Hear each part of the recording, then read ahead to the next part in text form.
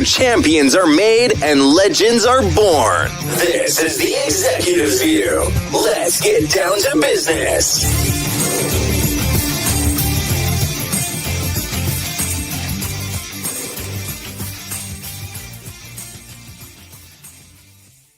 What's going on, everybody? Welcome to the Executive View. I'm your host, Aaron Sirius Simmons, and this is the view from on top, man. You could be anywhere in the world, but you're here with the executives, and I do appreciate that.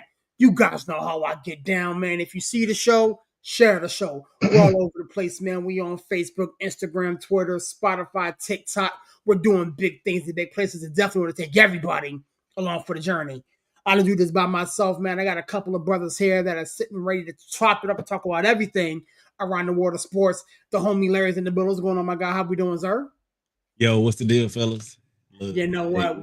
I am good. I'm going to be by shortly. But until he gets here, breaking news is in the building. What's going on, my guy? How we doing, sir? What's going on, bro? I got to take a quick moment of silence. Let's all bow our head for the Penn State Nittany Lions. Nope, I'm not doing it. Nope. I thought he was going to say take a moment of silence for the New York Yankees. And that's the show, ladies and gentlemen, man. This show has been real fun, man. We had a lot. Damn, man. I'm just saying, like, you know what? I know, listen, I'm getting older. I know my memory is going, but Larry, weren't we just talking about 2 weeks ago how New Mexico came rolling into UCLA, beat them by like 25. They had to fire their coach. Last week I was talking about how they could probably get walk-ons, kids at the bus stop. They could play some football. I think they actually did that. I think like that listen, like that movie on Hulu, this is Chad Powers, but at UCLA. And Penn State just, they effed around and found out. You know what? The thing is, I sat there, and we'll talk about that here in a minute. I sat there. I was working Saturday. The guys in the thread knew I was working the Maryland Washington game. And when I got off the field and looked at my phone, I almost threw my phone. And the thing was, so I'm not sure how. I mean, and they do this in most stadiums. They do the out of town scoreboard on the big jump. Yep. Or whatever, and so I'm sitting there looking up at the thing, and I'm like, hold, what? And so then they start showing a couple of the highlights, and you know, a couple of the Maryland officials that I've been there for 5 years. They know me pretty well. They're like, yo, Aaron, yo, are you good? I dropped a couple words that wouldn't be proud of me for using. And then the dance team came over and was like, do you need us to do a chair for you? You need us to do a couple flips? You know.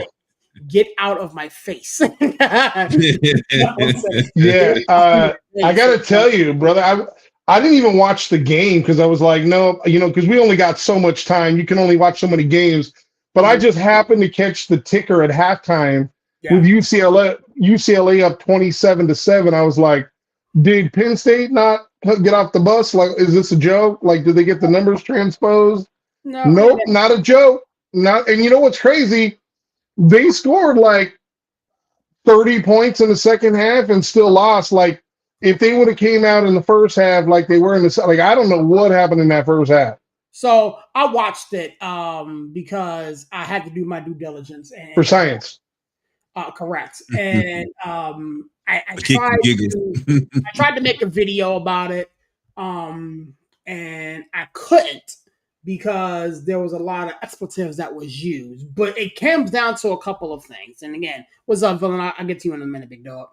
It came down to my defense not getting off the bus. People wanted to point the finger at Drew Aller and Katron Allen and the offense. And offense has some struggles, whatever the case may be. But UCLA did whatever they wanted, whenever they wanted, however they wanted. And it wasn't until the second half when they decide to wake up, but you can't give a dead dog life because they're going to rise up and bite you in the butt. Before we even get started on that, Villain, what's going on, my guy? How we doing, sir?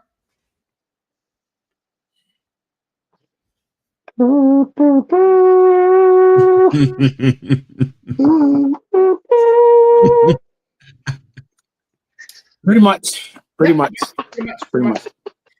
By the way, Toronto just scored 2 more. I'm sitting here, Aren't you an Angels fan? This is hey Brian. This is that's what why we call, this is delightful. I don't care who no, wins. seriously, Brian. This is what we call the playoffs, right? Okay. Okay, Yeah. so in October, you're actually allowed to play extra ball games if you're good enough. Oh, yeah. Well, apparently you guys aren't, because absolutely Blue Jays have Well, I don't know Anaheim or Los Angeles or the team that used to be in. I don't know. They haven't been in the playoffs since they've been in Anaheim, right? Hey, you know, at least I'll say this: at least you got a little extra revenue, because the team didn't show up for sure. No, they did not. They did not. It's 6-0 right now, top of ninth. It's not a good look at 6-1. Give us one run. Give us one run. My bad. 6-1, top of the third. So this is looking like it's about to be a 3-game. Don't forget about Stan. Like I told you guys last year, there's always one Yankee that shows up. It's just the rest of the team that seems to be a problem. Yeah, I mean, yeah, they could lay it all at Judge's feet if they want. He's actually hitting well in the playoffs. Everybody else is not. Everybody's not. And that's the problem. But again, the pundits are going to speak on Judge and Judge. Yeah, because he's the best player on the team. Right. So, but with that being said, I wanted to pivot from what we were talking about before and start the show off talking about the fight that took place, or the fights that took place last Saturday. Larry spoke on a great video about the UFC fight 320. And I wanted Larry to kind of bat lead off here. I didn't even give him a pre-warning, but talk to me, my guy. This fight was insane. You did a great video floating right now on social media about it, but talk to me, man. Where's your head at? Look, we tease y'all and we talk about sports soap opera. Mm-hmm. Bro, dude, this fight, I'm put like this. You watch UFC cards, right? And you'll see, a knockout here, a knockout here. And like my boy told me, I have a homeboy, he's actually he trains MMA fights. And he said, you know what? When it's boring, it's boring. But when it's exciting, it's real exciting. This was one of those exciting cards, dude. Real talk. 5 of the fights was like knockout, or tap out, dude. And like if you a fight fan, bro, I don't care if you're a boxing fan, if you're a wrestling fan, if you're just a pugilist fan, right? Dude, you gotta see that Yuri, I always miss his name, like Yuri Pachaga and Roundtree. Yeah. Dude, I thought Roundtree was gonna pull it out because his striking the first 2 rounds, he was winning. And it was so funny. Going into the 3rd round, his corner even told him he's gonna come out strong. He's gonna come out looking to finish. And all this herky jerky and all this other stuff. His eye was already leaking going into that 3rd round. Dude, I'm gonna put it like this. Me and Breaking News, we probably bigger fight fans. You see a guy get knocked out standing. He was out on his feet. He was out on his feet, bro. That was the fight of the night. That was definitely the fight of the night. But even the what's called a fight? Even the Pereira. The Pereira fight was good, but he was determined. He said the whole weekend he out for revenge, bro. Yeah. That was a pounding match, and he just, like I said, his striking, once he got him on the ground, it was a wrap. He just tapped him out. But yeah, it was all of the fights. Even like I said, even the I was missing his name up. The Vicious, how you say his name? The co-main event. Pfeiffer. Yeah, the co-main event. Yeah.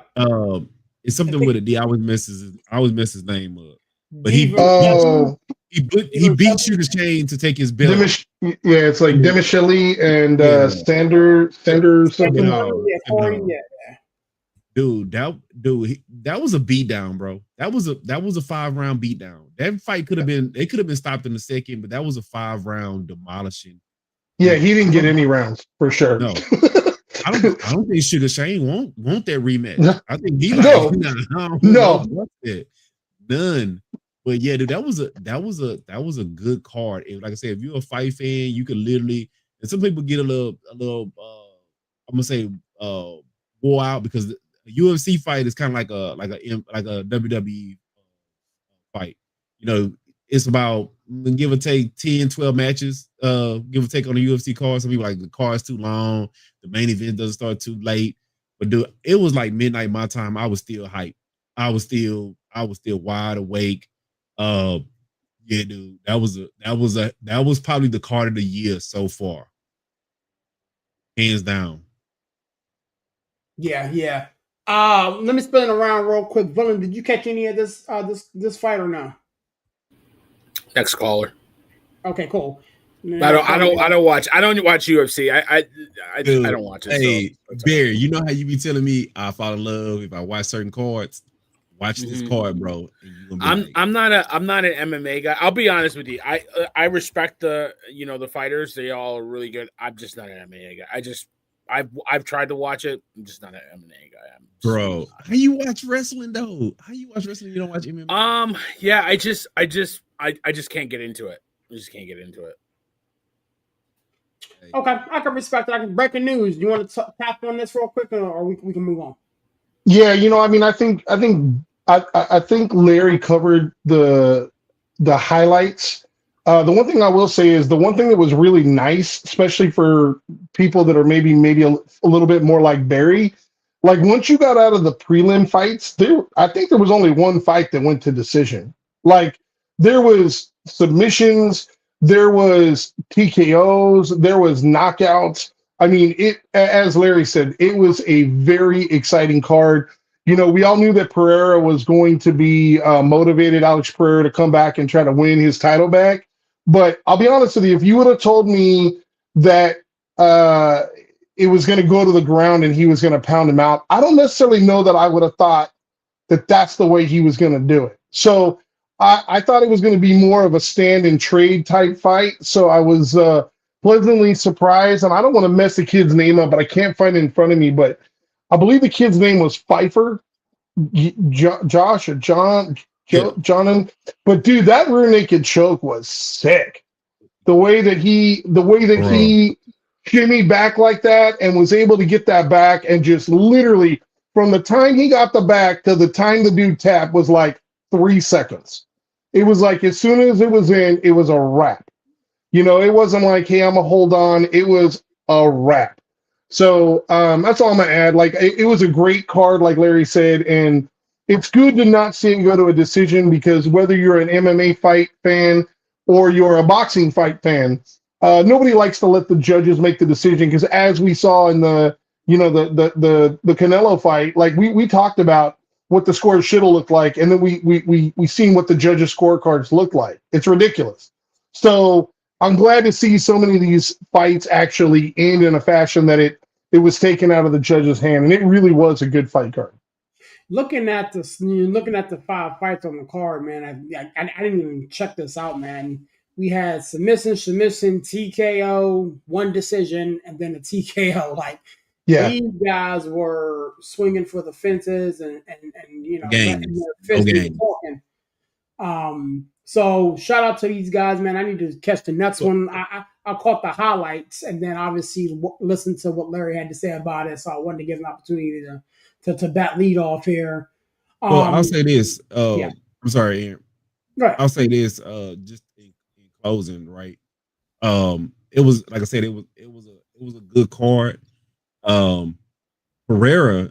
So for you guys, that aren't into UFC like that, Pereira was the man. Alex Pereira was the man. They was hyping up him in the John Jones fight. He lost his belt to Ankalavi, I guess how you say his name. Yeah, he lost that match. Yeah, he lost that match, which people thought that he was just because he had been running through everybody. He had been beating like 5-6 opponents in a row by like sheer beat downs. He lost that fight, came back, won his belt back. And the classiest thing that I would say out of the whole night was he actually said, "Let's have a moment of silence for John Jones's brother." Arthur. Even though that's somebody that was built up to be a future opponent, and they did kind of have a couple of words here and there, but he said, "You know what? stop all that building up the hype and seeing who I'm gonna fight next. Let's take the moment of silence for his brother. Yeah, and you know what? Just to bounce off that, I'll be honest with you. When I thought Pereira would win this fight, but what kind of clinched it for me was if you listen to kind of the pre-fight interviews running up to the fight, Pereira actually acknowledged and gave credit to his opponent and Clevey Leva. I also struggle with the last name, but basically, because as Larry was saying, he was a very one-dimensional fighter. He literally just ran through people, and this really forced him to kind of focus more on technique, to focus more on being more disciplined. And even though the fight was fairly quick, you could see it in the fight because even when he knocked him down, he was still very disciplined. And as opposed to in the past, he would have just went kind of wild. He was very disciplined, and I think everybody talks about it in cliches, but I really do think that sometimes a loss can be a blessing in disguise and make you a better fighter and a better champion moving forward. And I think for Alex Pereira, I really do think that that is going to be the case. And I don't know who's going to be able to challenge him at that weight class if he continues to become more diversified. Yeah, and the good thing about UFC, pretty much everybody got an L. It ain't nobody's undefeated. With the exception of John Jones, because his L is not really an L. It was more of a DQ. And then he avenged it. That's what makes him so special. But it's one of them things where I know you guys, like I said, you guys are more wrestling fans. But if you take the time and watch some UFC, dude, you see all the wrestling that you get in wrestling. You see the striking you see in boxing, but then it throws in that other dimension of, like you said, rear naked chokes. You're not gonna see that in any but UFC. You're gonna see, guys who actually have a background in jiu-jitsu. You have guys who backgrounds in wrestling. You have guys that are strikers. And it's just like I said, it was an awesome card, really awesome card. Yeah, I gotta definitely go back and take a look at it in depth. But spinning the wheels around the sports world here.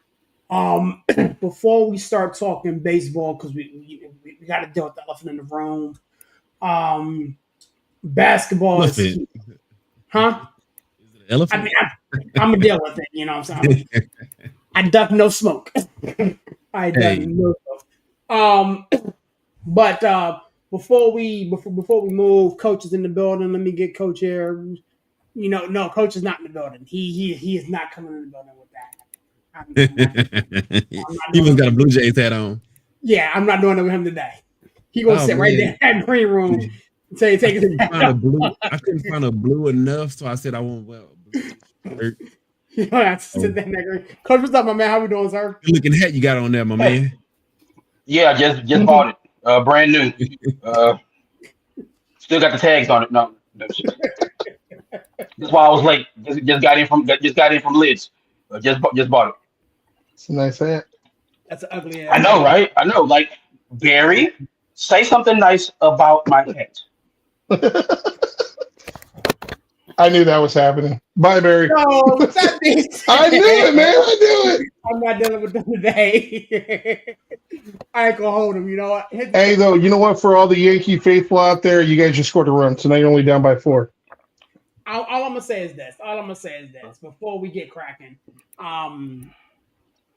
I duck no smoke. So wear your hat. Wear your hat, though.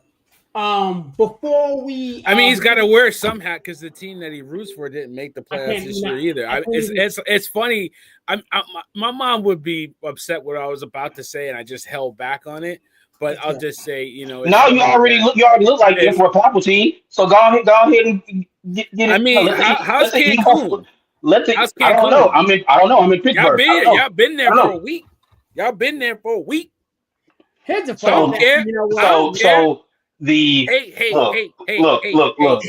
look, Emperor Palpatine, like calm down. All right, like that's right. I got my Star Wars on. Yeah. I will say this, man. I will say this. For as much as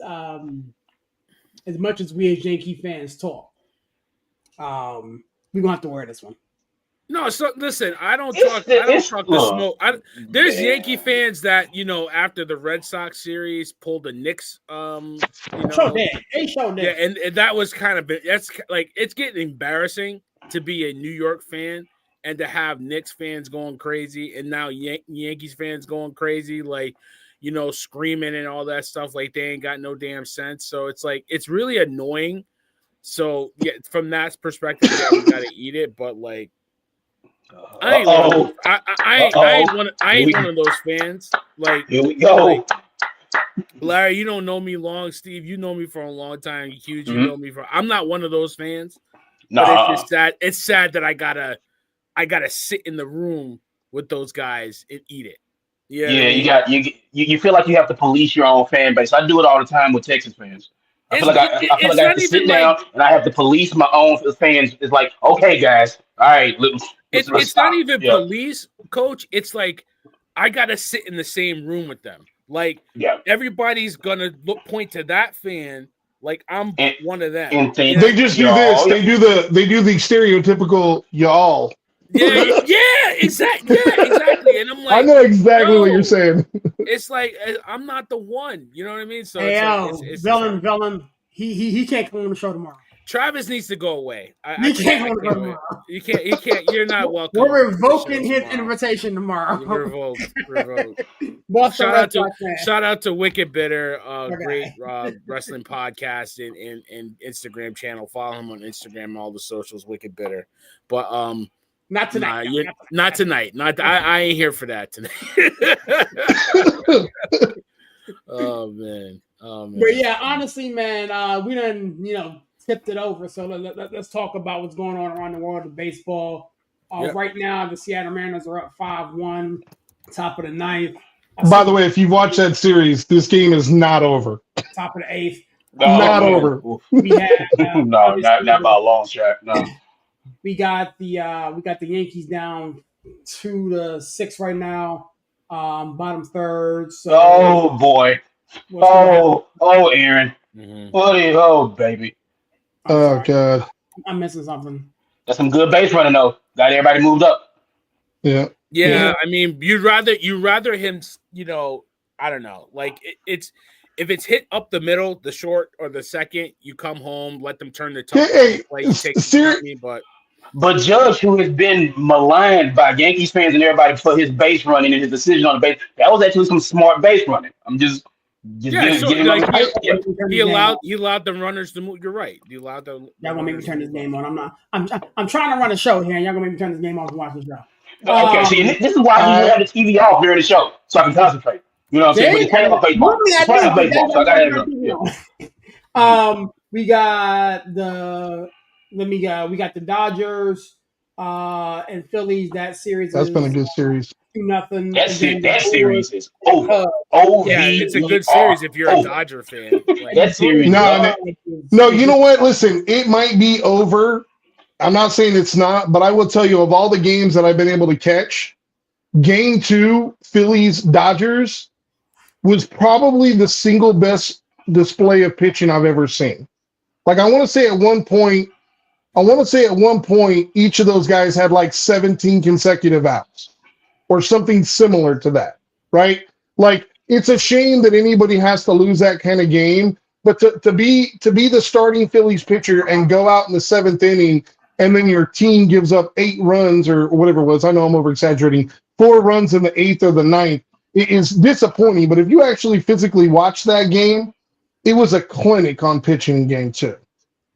Yeah, but I mean, I'm looking at the Phillies, and I picked the Dodgers to win the series. If you watch my video, it's live on. No, I got you. It's on YouTube on the Executives View YouTube channel. Please follow us and subscribe to the channel. Shameless plug. I thought the Phillies didn't have a chance in this series because of their starting pitching. Losing Zach Wheeler throughout the season, I think Coach talked about it too. Yeah. That hurt. That hurt that team.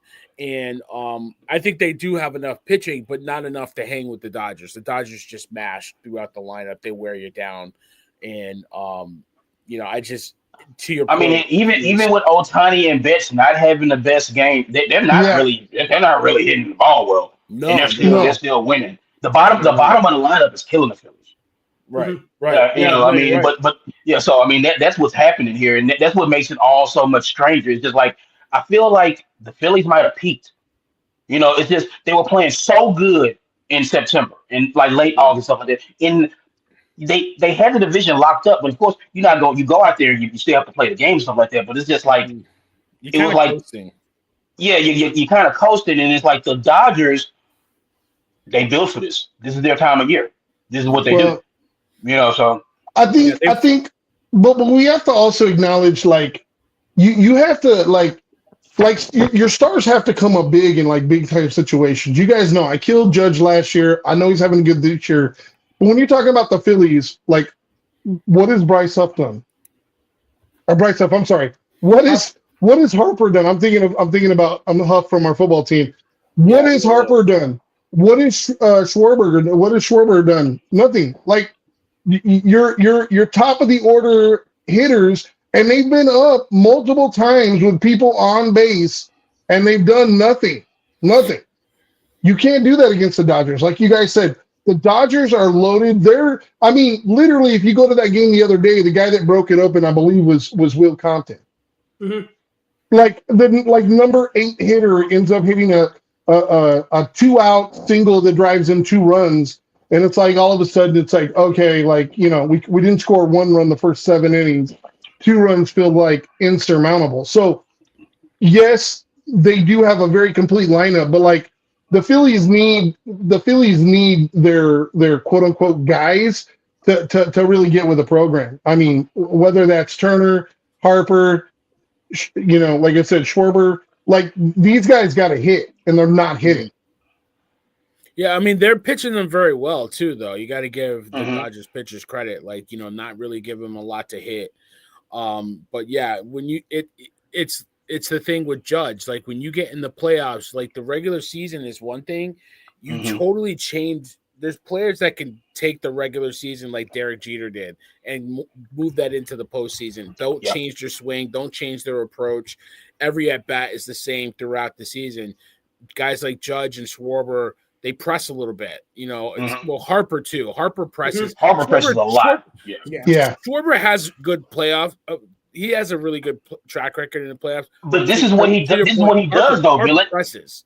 This is what Schwarber does, though. It's like he does this during the regular season. It's like he's a guy who he hits 223, but he hits 58 home runs and drives in like 30, a bunch of runs. You know what I'm saying? This is what he does, and he ebbs and flows, and he's ebbing at a bad. He's right. Bad to your point, it's a small sample size in the playoffs.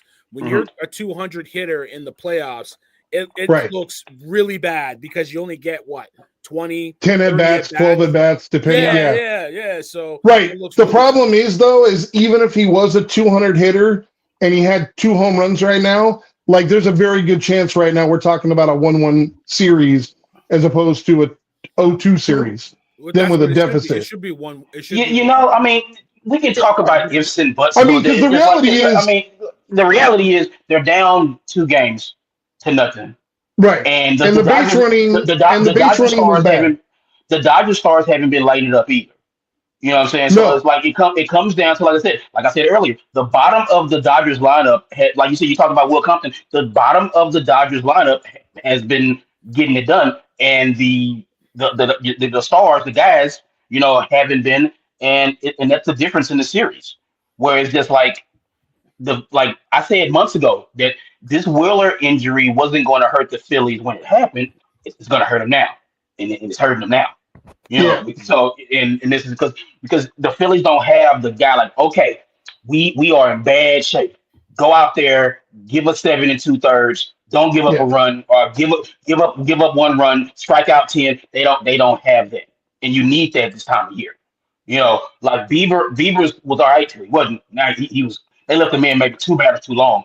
I mean, I'm sure the Yankees are thankful for that, but it's like, I mean, it can come and go like that in the playoffs. I mean, and this is why last week I said it's just like you see the intensity level just bump up a little bit, and the lights get bright, and and Sirius and Barry remember this guy, somebody who I just always remember, like regular season Bernie Williams versus playoff Bernie Williams. Playoff Bernie. He was like the Robert Ory of like baseball. Yeah. It was just like regular season. Bernie Williams was no slouch. He was 230. just like, but it was just like in the playoffs. Bernie Williams was one of the 320. best players I've ever seen when it came to October, and it was just always crazy to see that. So yeah, Well, the so, same. yeah. They changed their approach. Like guys like him, Paul was good in the playoffs. Like David Ortiz was money in the playoffs. Like you couldn't get him out. Like it's like he was a good regular season player, but in the playoffs you couldn't do anything with David Ortiz. And I've seen plenty of playoff series with him like that. So like you can go into depth on that. I mean, the Tigers and the Mariners looking like that. There's a lot of dudes like that. So yeah. Let's not forget David Freese, like literally made a whole career out of that. Yeah. Yeah. Like stepping up for the Cardinals and basically got paid based off of it. And I think most teams are still waiting to see him reemerge. But I would just add one last thing. The Phillies got really, really unlucky too. Like if you look at the base running, the dude gets thrown out at third. The Dodgers player is able to just get back to the slide back to the third base bag, and immediately JT Realmuto hits a double that he would have scored if he just stayed at second, the Phillies player, but because he was trying to extend it and get to third. And I understand it's a tightly contested game. You got to try and squeeze it out where you can, but hindsight is always 20/20. But they made a few base running errors that I just think if you could have those back, like the game may be different. And it's unfortunate because, like you said, they're down 2-0, and it's just like, does anybody see them winning 4 in a row? Like probably not, or three out of the next 4 or whatever. Probably not. Five game series. Okay, sorry. Winning 3 in a row, probably not. But I mean, I could easily see them winning, the next game or something. Their problem is they got to get started early. The Dodgers in both games have gotten out to a lead, and they're playing catch up. The Phillies need to get out to an early lead. They just have not scored runs early in this game. They did in game 1. I could have swore that they. Oh, you know what? I apologize, Coach. You're right. They did score a couple runs early in that game, and then just basically didn't score again. Because I watched the game, Brian. I'm not just looking at box scores. I watched the game. Well, that's good. I'm glad somebody here does. So,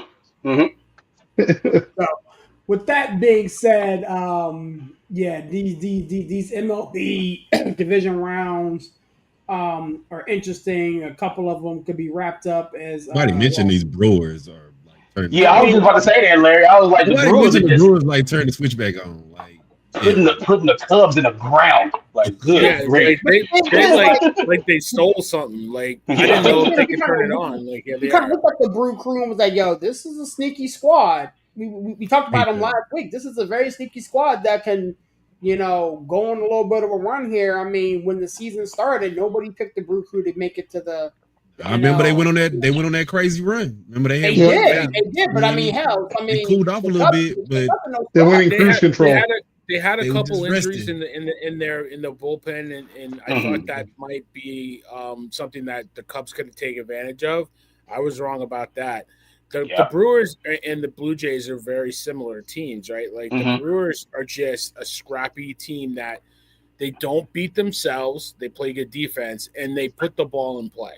And like that, you hear everybody say, like, they've been putting the ball in the stands, bro. They've been over here like, what you gotta say, Ding Dong Johnson. I know, but in general, right? Like Larry, you've watched baseball, Coach, and everybody. We've all watched baseball. Yeah, but they've been. But no, look, giving souvenirs this series, bro. I understand that, but what I'm saying is, in general, right? A team that doesn't strike out a lot, you force the team to play defense, even if you just hit it on the ground.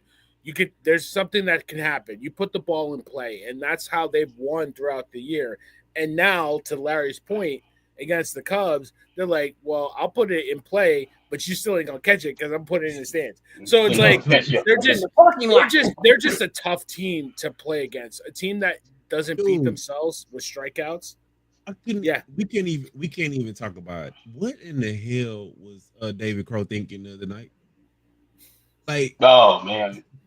I don't know, and that's unfortunate because he's a good player, but it's like that ball was 10 feet ahead, 10 feet high over his head. Yeah. I'm like, what was he even thinking about? Yeah. He wasn't. That's probably the problem. Yeah. Short circuited, man. Like, Hey, maybe it was. Maybe he's seen too many of them, and he got start seeing tunnel vision or something. I don't know, but yeah, dude, the Brewers been they've been over there giving people souvenirs, man. I'm like, oof, that's gonna be if them and the Dodgers end up clashing heads, that's gonna be a series, bro. Hey, I'm all for it. All for it. oh yeah. Yeah, it's I gonna don't be know who to interesting. pick It's either. gonna be very interesting. With that being Hey, said, I will say this. Trent, I will say this, Coach Kyle Tucker. what's that? He said it. He said it. Kyle Tucker. Like it's like your hatred of Kyle Tucker is just look. It's not Leave, hatred. leave him alone. It's more frustration. That's what it is. I It's don't not care. He hatred. don't play for that. He's a Cubs problem now. I don't care. Like, he don't care about that. He play with the Cubs now. Like, I like how we're still talking to Astros right now and they ain't even playing. Mm. With that that ain't being me. That's said, Larry. That ain't me. That ain't me. That I ain't know, me. I know. That ain't me. You know I would what? rather not. I would rather not talk about the Astros. But that's Larry. Hey, look, That we being talking about said, we are going to we talking move, Astros. man. We talking fishing tips and how to keep the cooler cool. Mm-hmm. With Yeah. that being said, we are going to move. Wait, we hold on real have- quick. Before we move on, did you guys see that Juan Soto posted a pic on his Instagram about going to Cancun? Did y'all see No. that? No, Did boy. anybody see that? I did not see that. I did not. But He got, I bet he's like, once he put it has in no the idea. caption too, like on the way to Cancun. He got Super Bowl. No idea what going to Cancun means. I bet $1 million. He has no idea what that means. He's literally going to Cancun. That's what makes it Yeah. funnier. Yeah. That's what makes it funny. And it's like, Yeah. you got some nerve. Like, you almost $1 billion player. Mets fans really ain't messing with you right now. And the day, not even a couple days after the season's over for the Mets, and they're all distraught. You got a picture of you posting out a picture outside the plane, but you on the way to Cancun. What he wants to stay in Queens? Is he wants to just like stay locked up in That's the what I mean, I just, you can't make it up. You can't make it up. Yeah. He supposed to just like slip around Queens all winter, like, oh man. No, Yeah. just saying, His but private you jet don't gotta post go on somewhere. Cancun, my G. Come on, man. You can post on like, I don't know. He probably owns a villa there or something, man. Like, let me No, man. No, it was like, man, I was walking past St. John's. You'll never guess. I saw Juan Soto. Like, he was just chilling, just hanging out. I know. You know what I mean? Like hanging out in Queensbridge or something like that. Yeah. Oh, man. With that being said, gentlemen, we are going to move. Crazy day around college football the weekend. Shout out to the homie coach for doing multiple videos on college football. I have in yet those to, college football. huh? In those college football. Man knows his stuff, man. That's why he's the coach. Yeah, no, I saw that. Shout out to him for that. But with that being said, I'm gonna ask this question, and I know I'm gonna get a lot of hate for it, but it is what it is. What the hell? Yes, is going Penn on? State is done. What's going on with Arch Manning? What's going on with Arch Manning? What is going on with the offensive line, which has been awful. Because it'd be one thing if it was just Arch Manning just going out there and sticking up the place. Mm-hmm. That he hasn't been great. He actually played better in the second half. In the second half of the game. So I'll just put that out there. The offensive line, which was a strength last year, has been terrible this year. There's no cohesion. It's five guys just doing whatever the hell they want to do in front of the quarterback. There is no, they aren't a unit. It's just five guys standing in front of the quarterback. That's what happens when four guys get drafted. Again, the unit that was a strength last year is now a big weakness because now in this NIL mercenary type, landscape of college football, you got a bunch of guys just playing together and not really a unit. And that comes on coaching. You know what I'm saying? It's just We don't have enough time for me to go into how I feel about how Sark has approached this season. Um, because I feel like you put too much on a guy who, again, this is his first year being the guy. But that I'll leave that alone. But I don't want to take anything away from Florida. That was a Mhm. Florida team that was playing inspired. They were at home. They've been embarrassed so far this year. And once again, boy, Billy Napier once again saves his job. Like he will not die. He just finds a way to just maneuver and snake his way back into the good graces because we all know they were passing the hat around in Gainesville. So big up to Billy Napier because and then like that kid Wilson, um, he was the best player on the field in Gainesville that day. Like what he was doing at the receiver slot, just doing whatever he wanted to, just going all over the field. So Arch Manning, I think, will be fine. Arch Manning will be okay, but the offensive line, because like I said, it'd be one thing if Arch Manning was like making a bunch of bad throws and like just not, you know, producing. They're not. The Texans not even being able to run the ball either, and that's the thing. It's like you have these dynamic athletes at running back, and Texas can't even run the ball. And again, that comes back to the offensive line. Mhm. And until they get the offensive line together, then we're going to see this from Texas. It's like, they play Oklahoma this week. And if you listen to the show or listen to me, you know how I feel about them. And it's just, I have no confidence in UT going to Dallas and beating Oklahoma. And Oklahoma, a team with their warts, and the team that's limping into the state fair on Saturday. But I don't know. So to answer your question, what's wrong with Arch Manning? His offensive line stinks. But Hey, I Steve. couldn't add that. ask, I can I couldn't ask add you? that seven, honestly. When you start, Hey, only one at a time. Only one at a time. One at a time. Everybody wants to I talk, just coach. I just Talk want to- to tap in real quick to what Coach said. Do you think the offensive line is that bad, or do you think Arch holds on to the ball way too long? So here's the thing with Arch, and I don't want this to turn into like the Hook'em podcast. So I don't want to turn like burn orange No, sure. guys. I want to. Yeah, but no, yeah. He does hold on to the ball a little bit long, but it's just because of his athleticism, because he can move around a little bit. He seems like he's making one read, two read run. It's just like he's not really. But then he doesn't have the time to fully scan the field. So he's feeling the pressure in his face. I went back and watched the Ohio State game. Now Ohio State. Now I got some Buckeye fans mad at me for my video. So make sure you go back and check out my video on the five Chambers plug. Um, but Ohio State's defense is really good, and Florida's defense isn't as good as Ohio State's. I mean, they got some athletes on there, but Ohio State's defense might be the best in the country if we like keeping it a buck. But against Florida at times, it was just like he saw a ghost. To paraphrase something from Sam Darnold, it's just like even when there wasn't pressure, he felt pressure, and that's what his instinct is to run instead of like he made some throws where he stayed in the pocket. On the touchdown to Winnington, um, he stayed in the pocket, made a good throw, and it was fantastic. But there's just not enough of those plays. So yeah, Arch it's a little bit from column A, a little bit from column B, where it's like Arch looks to run a little bit too quick for my taste, but the offensive line isn't even giving them time to process things properly. So Okay, that's fair. anybody else got anything to say? On that game in particular, or just in Dude. general?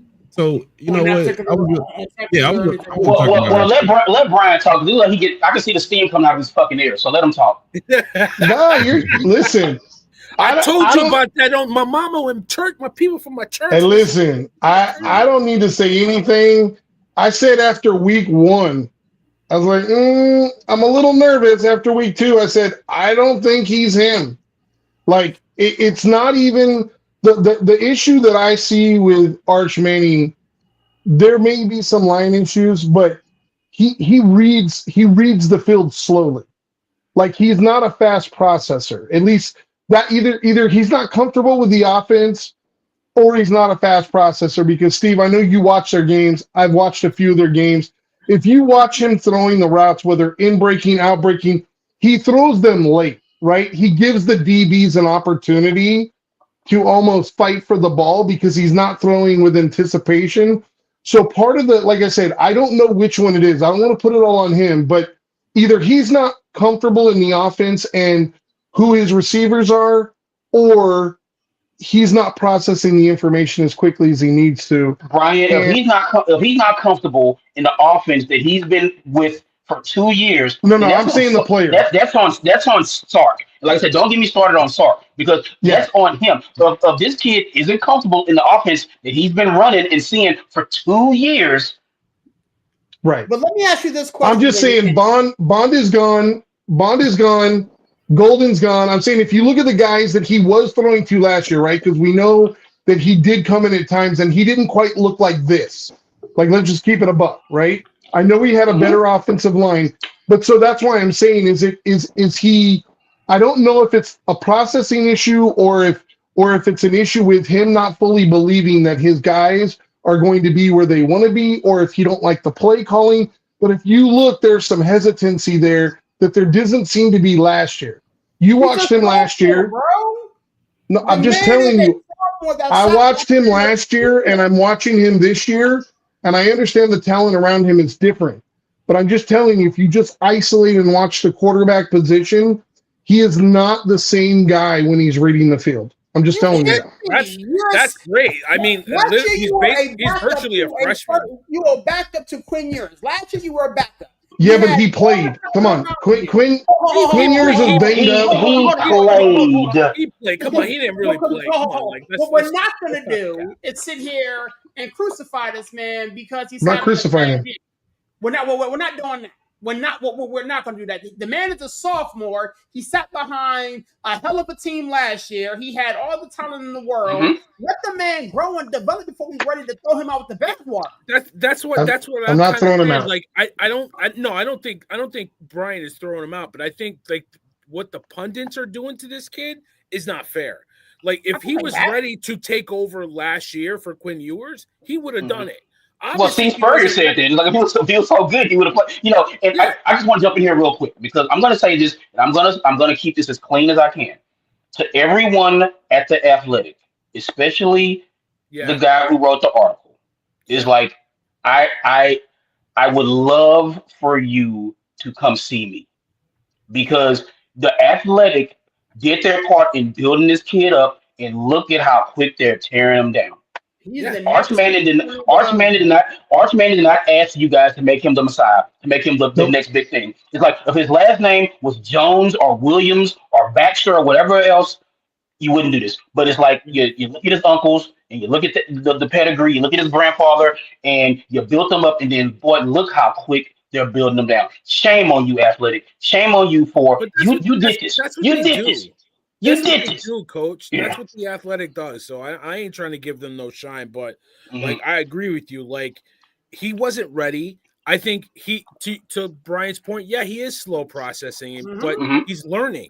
You know what I mean? It just happens to be that he was learning on a top 5 team to open the season and a team that had so many expectations. So you kind of had to take the good with the bad. And like I think he'll be better for it.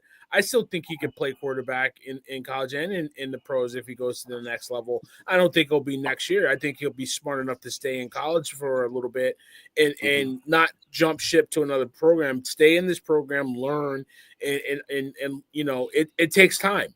And, you know, the game is going fast for him. Eventually he's going to slow down. And when it does, I think he's going to take advantage. I think he's going to be a good quarterback. So I think he's about a year and a half away based off of what I've seen. Yeah. But one of the things that has annoyed me, which is why I led with this question, one of the things that has annoyed me with Arch Manning or whatever the case may be is like he's a sophomore. I mean, he's a baby.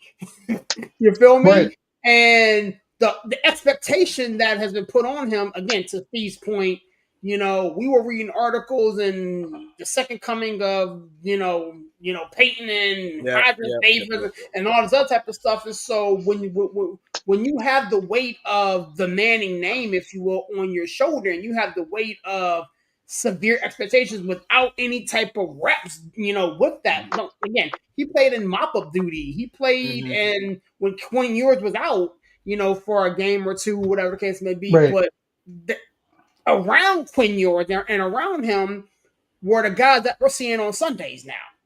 You know what I'm saying? So, I mean, again, Texas is having a horrible, horrible go at it, but I think there is something that can be extrapolated from what we are seeing from Arch Manning that gives us, at least in Steve's case, hope that, later on in the year into next year, when the game slows down and when he's able to process, to Brian's point, he may be a good to great college quarterback. I don't think he is going to win the Heisman. I don't think he's going to, potentially carry Texas to, national championship, but he can start to slow it down and process it. And then, with the recruiting class coming in that, coach has been talking about and whatever case may be, put the pieces back around him to be successful. The thing that makes Ohio State so damn great is the fact that they get 5 stars time in and time out. So it doesn't matter who's playing quarterback to a certain extent. You can throw to wide receiver university, the next guy up, Smith, he's coming out next year, they can But, do but that. but see, here's the thing though. Texas gets What's happening at Ohio State is something that like it's not like Texas gets like a bunch of like guys from the bottom of the scrap heap. So like, right. that's what they do. So it's just like, but here's the thing at Ohio State.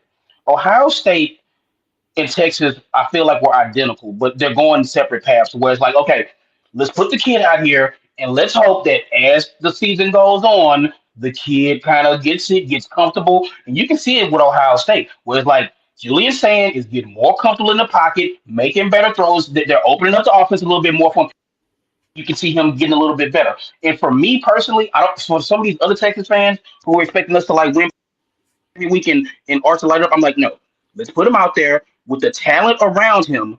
Let's protect him and let it, as the season goes on, let him get better to where by the time we're in November, it's like, okay, we can take the training wheels off of him, so to speak, and let him rip.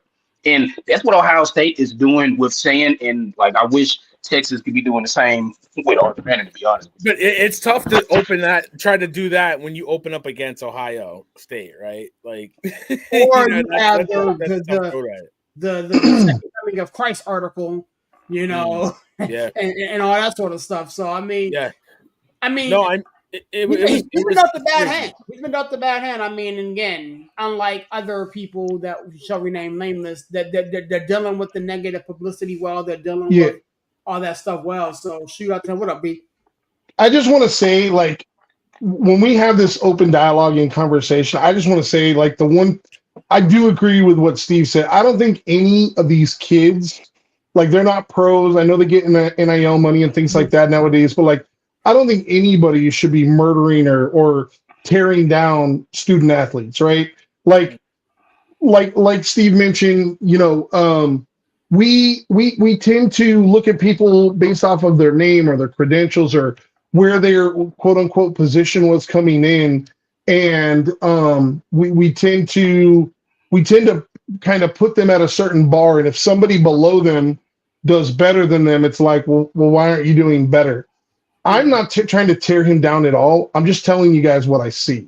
And I just want to quickly explain. When I mention the offense and the comfortability, I also feel like Stark could do a lot more to make things easier on him. I don't see enough easy throws to start the game, right? I don't see enough play action use, because the one thing that I think is really, really underrated about his game that I think most people wouldn't know because he doesn't show it often is he's by far the most athletic of the Mannings, right? Like, he is actually pretty fleet of foot. He actually is, pretty good at agility-wise. I don't feel like Stark utilizes his skill set to move the platform to try to give him additional time, to do bubble screens, to do quick slants, to give him throws that get him in rhythm early. And then they get in a position where in the second half, it's like, okay, we need you to go win the game for us.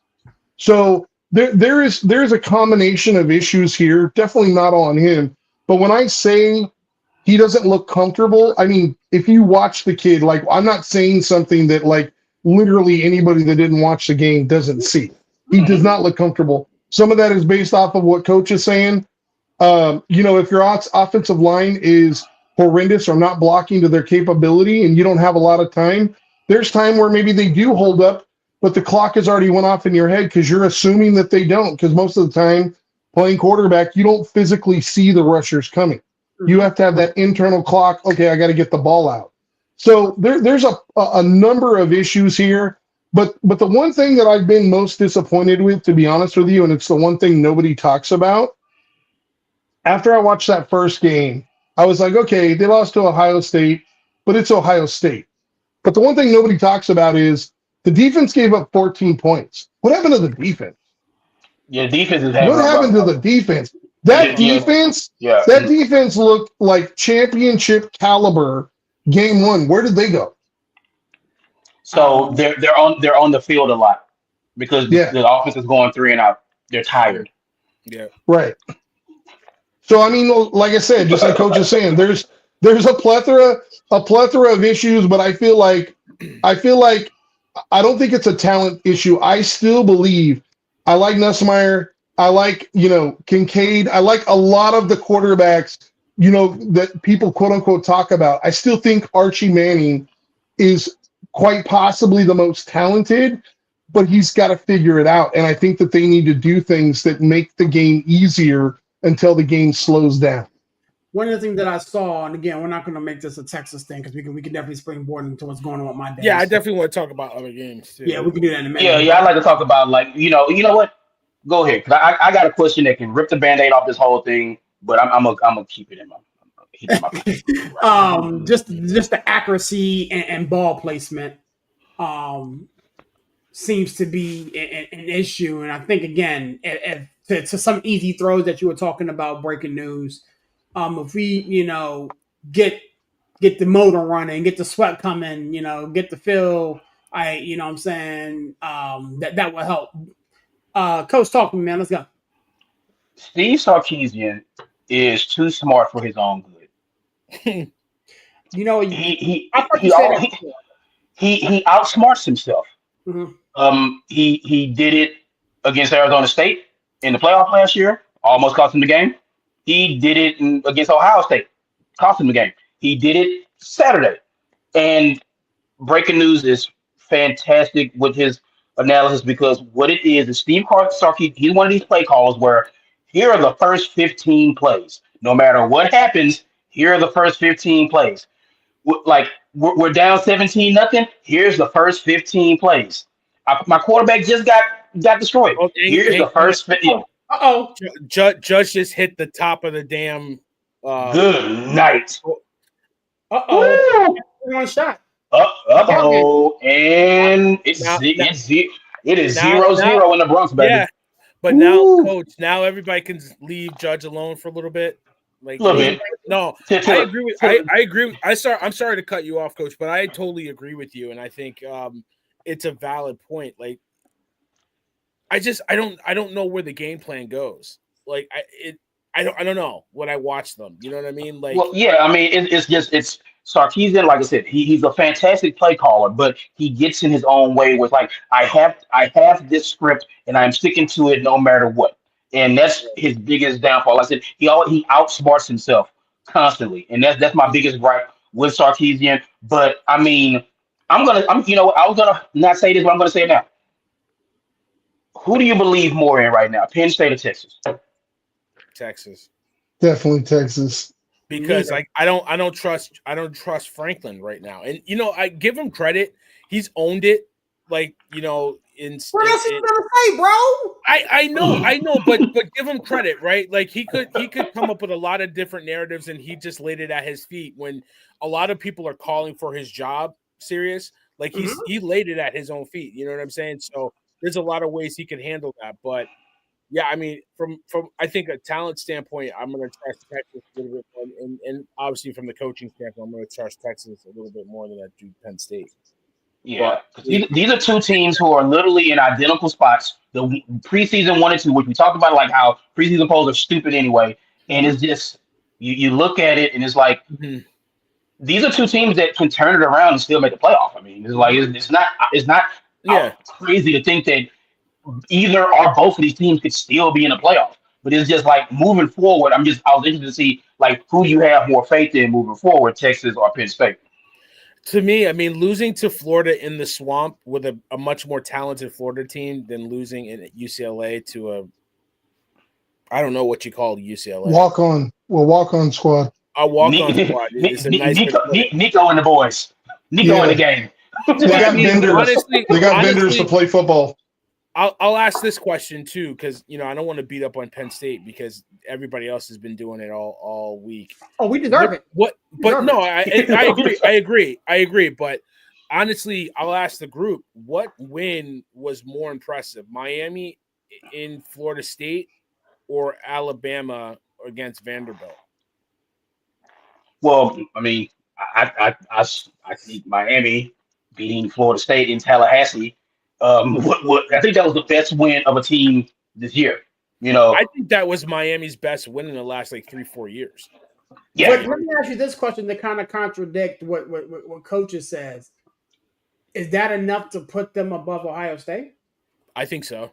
I think so. Yes. Because I it's not a disrespect to Ohio State. No. Because I think Ohio State is that, like Coach said in his video, and if you've watched them, that defense is probably one of the best college defenses we've seen in a while. And we've seen some really good college defenses. Alabama's had some, Georgia's had some, Ohio State has had some, Penn State had some solid defenses. Yeah, that defense it's fun to watch. That defense I haven't seen a defense like that in Ohio State in a while, and they've had some good ones. Michigan's had some good defenses, but to look at how Miami dominated Florida State, it's just different. Like, you know what I'm saying? Like, Larry, we were talking about it. Like, Florida State, it got to the point where we just said they can't play with these guys. Like, they were running up and down the field on them, and Florida State had their moments and they had the energy, but Miami was like, no, we're a better team. We got athletes all over the place. Like, once they figured out the line of scrimmage on defensive side, Miami, it was over. Like, they were playing 2 yards in the backfield before the ball was snapped. Yeah, and that Miami defense might be the second best defense in the country. Yeah. That Miami defense is ridiculous. Yeah. But I mean, I'm still impressed with Alabama, like from where they started this year to be, they were down to Vanderbilt, right? They were down early. They came in and they dominated or took control of the game. I don't want to say dominated. They just sat on them. Literally, for lack of a better phrase, they got on top of them and just didn't get up. They just literally slowly squeezed the juice out of Vandy, and it's just, and you can see Vandy towards the end of that game. It's like it was just they were done. They were just like, okay, all right, whatever. You guys got it. And like I said, Ty Simpson, he might be the best quarterback in the SEC right now because that kid has been fantastic. If not him, definitely Chambliss. At Ole Miss because Chambliss, man. I think Chambliss is really good. Yeah. Ole Miss. Trinidad Chambliss has been amazing. I mean, what is it was Jackson Dart last year. And look how that's working out. And look at that. Huh? Was I wrong about Jackson Dart? Case can be made. I just don't want him in Pittsburgh, but that's not the conversation of the day. No, I'm up the Band-Aid off, man. Like, we're not ducking Penn State, man.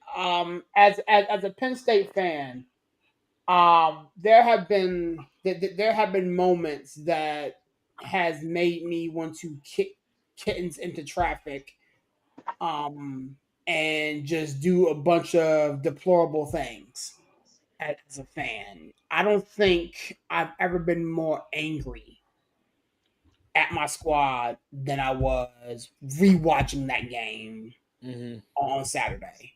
We asked this question about Texas, and everybody's gonna put this loss on the feet of Drew Aller and Franklin. My defense was nowhere to be found. They Not at all. let you down. They let you Not Yeah, at the all. defense just it was uninspired. It was poor tackling. It was like there were times where it's like, okay, they're just watching guys run by them and stuff like that. It's like, watch what are Well, y'all doing? watch. You know, like the And crazy thing so It got to is that point. yeah, the crazy thing is the reason why nobody picks UCLA to win is because they can't pass the ball, but somehow UCLA managed to run for almost 300 yards in this game. I don't think they exactly. ran for 300 all year, like No, they literally. didn't. And they They didn't. played New Mexico. I mean, you look at the list; it's a who's who. But somehow this game they managed to come out and run for 300 yards. Like Yeah. that's what I would be most embarrassed about, right? Well, Like I am. you get wide receivers on the edge and they manage to catch a deep ball. It's like one thing, but to give up 300 yards when you're a top 10 team and Penn State prides himself on defense and to get blown off the ball in the fashion that they were and basically just the soul sucked out of him. Yeah, I mean, like as a Penn State fan, I know they fought back in the second half, which is nice to see. But yeah, I mean, that game was literally over from the word go. I think they It forgot they was had a one game of in the California. most uninspired, highly undisciplined. Technique Mhm. was off the charts. It was just one of the worst games I've seen in a very long time. and UCLA Serious. did, and UCLA tried to give it to you. They tried. Yeah, That they was the Well, did. thing. They Yeah. UCLA really tried did. their best to give that game away, and Penn State just like, At no thanks. every moment, and like what I was going to ask Sirius is like, I don't know if do you think it was a hangover from the previous week because that was a tough double overtime loss, or like no. they just didn't show up? Because Didn't show in up. my mind, it's like, and I'll let you chime in on it because you're always looking for Franklin to piss away a game, right? Against a team that you know he can't compete against, but to a team that you should dominate, for him to have that kind of performance really has me scratching my head. Yeah, I think it came down to a couple of things. I think we looked at UCLA and figured it was a layup. I figured, we looked at UCLA and we looked ahead and we saw, okay, well, we got Ohio State coming up, we got Indiana coming Mhm. up. So we can take this one off. And when, I said this before we went live, we Mhm. let, the dying dog catch some food. And now once they get going, it's hard to stop them. I said this yesterday on the Steelers show, shameless plug, go listen to that. We struggle to put our foot on the necks of throat people and just in the Right. game. Right. We have yet to do I that. mean, And this game you were running behind the car the whole way though. we were running Like, behind the car because Absolutely right. because we let them get in said car. yeah, To your point, this team has not run for 300 yards collectively all year long. that's what I'm saying. New Mexico beat them by 25. Exactly. You know what I'm saying? Like, We were joking about, going to the neighborhood shopping place, picking up a guy and having him play quarterback. And I laughed key from a healthy place at all the jokes until Saturday when, it happened to us. And Yeah, so we it have was to funny. worry. It was funny until it wasn't. Right. It You was know, just Right. No, you're right. You're right. to swing it back to what you guys talked about previously, who would you trust, Texas or Penn State? I can't trust my own squad right I don't know how No, you trust a how can team you? that can't stop the run. Like that's the problem. Like if you now. That's don't 2 weeks run the in a row. ball well, That's 2 weeks in like a row we can stop the run. that's what I'm saying. Like you can't stop the run, man. You can't win. Like let's just keep it a buck. Like it's one thing if you struggle to run the ball a little bit, right, and you're more of a quote unquote air raid type offense. But if you cannot stop the opposing team's running game, like I mean, come on, man. Like it's literally game over. There's literally no risk assessment. If 4 or 5 yards in a cloud of dust, they were blowing them off the ball. And I do want to just say this real quick. This is my shameless plug. You guys were talking about game of the week. You may not think so, but I'm gonna throw another game into the hat in the ring that needs a little attention. And I know you've talked about them before, Coach, but I think you got to look at what Texas Tech did on the road, in-state yes, division rival or in-state rival, to hold that Houston team. If you look at what their offense has been doing, to hold that team to 260 total yards while they put up over 550. Like Texas Tech, we've talked about it. Coaches talked about it. You know what I've said about Indiana? Texas Tech is another one of those teams that nobody's talking about that really should be a top 5 team. Yeah. They're what, number 9 right now? Yeah, I think they're at 9. And let's be honest. Like we got a big game out of Eugene this weekend too. So we got that, and then combined with what Tech got going on this week, yeah, Tech could very well find itself in the top 5. When we're talking here next week. So Yeah. Absolutely. Larry, anything before we start going through these picks, man? No, y'all got it. Okay, tell us. All right. I'll just lament because I'm a Florida State fan. Everybody's got to take their beating. Coach took his beating.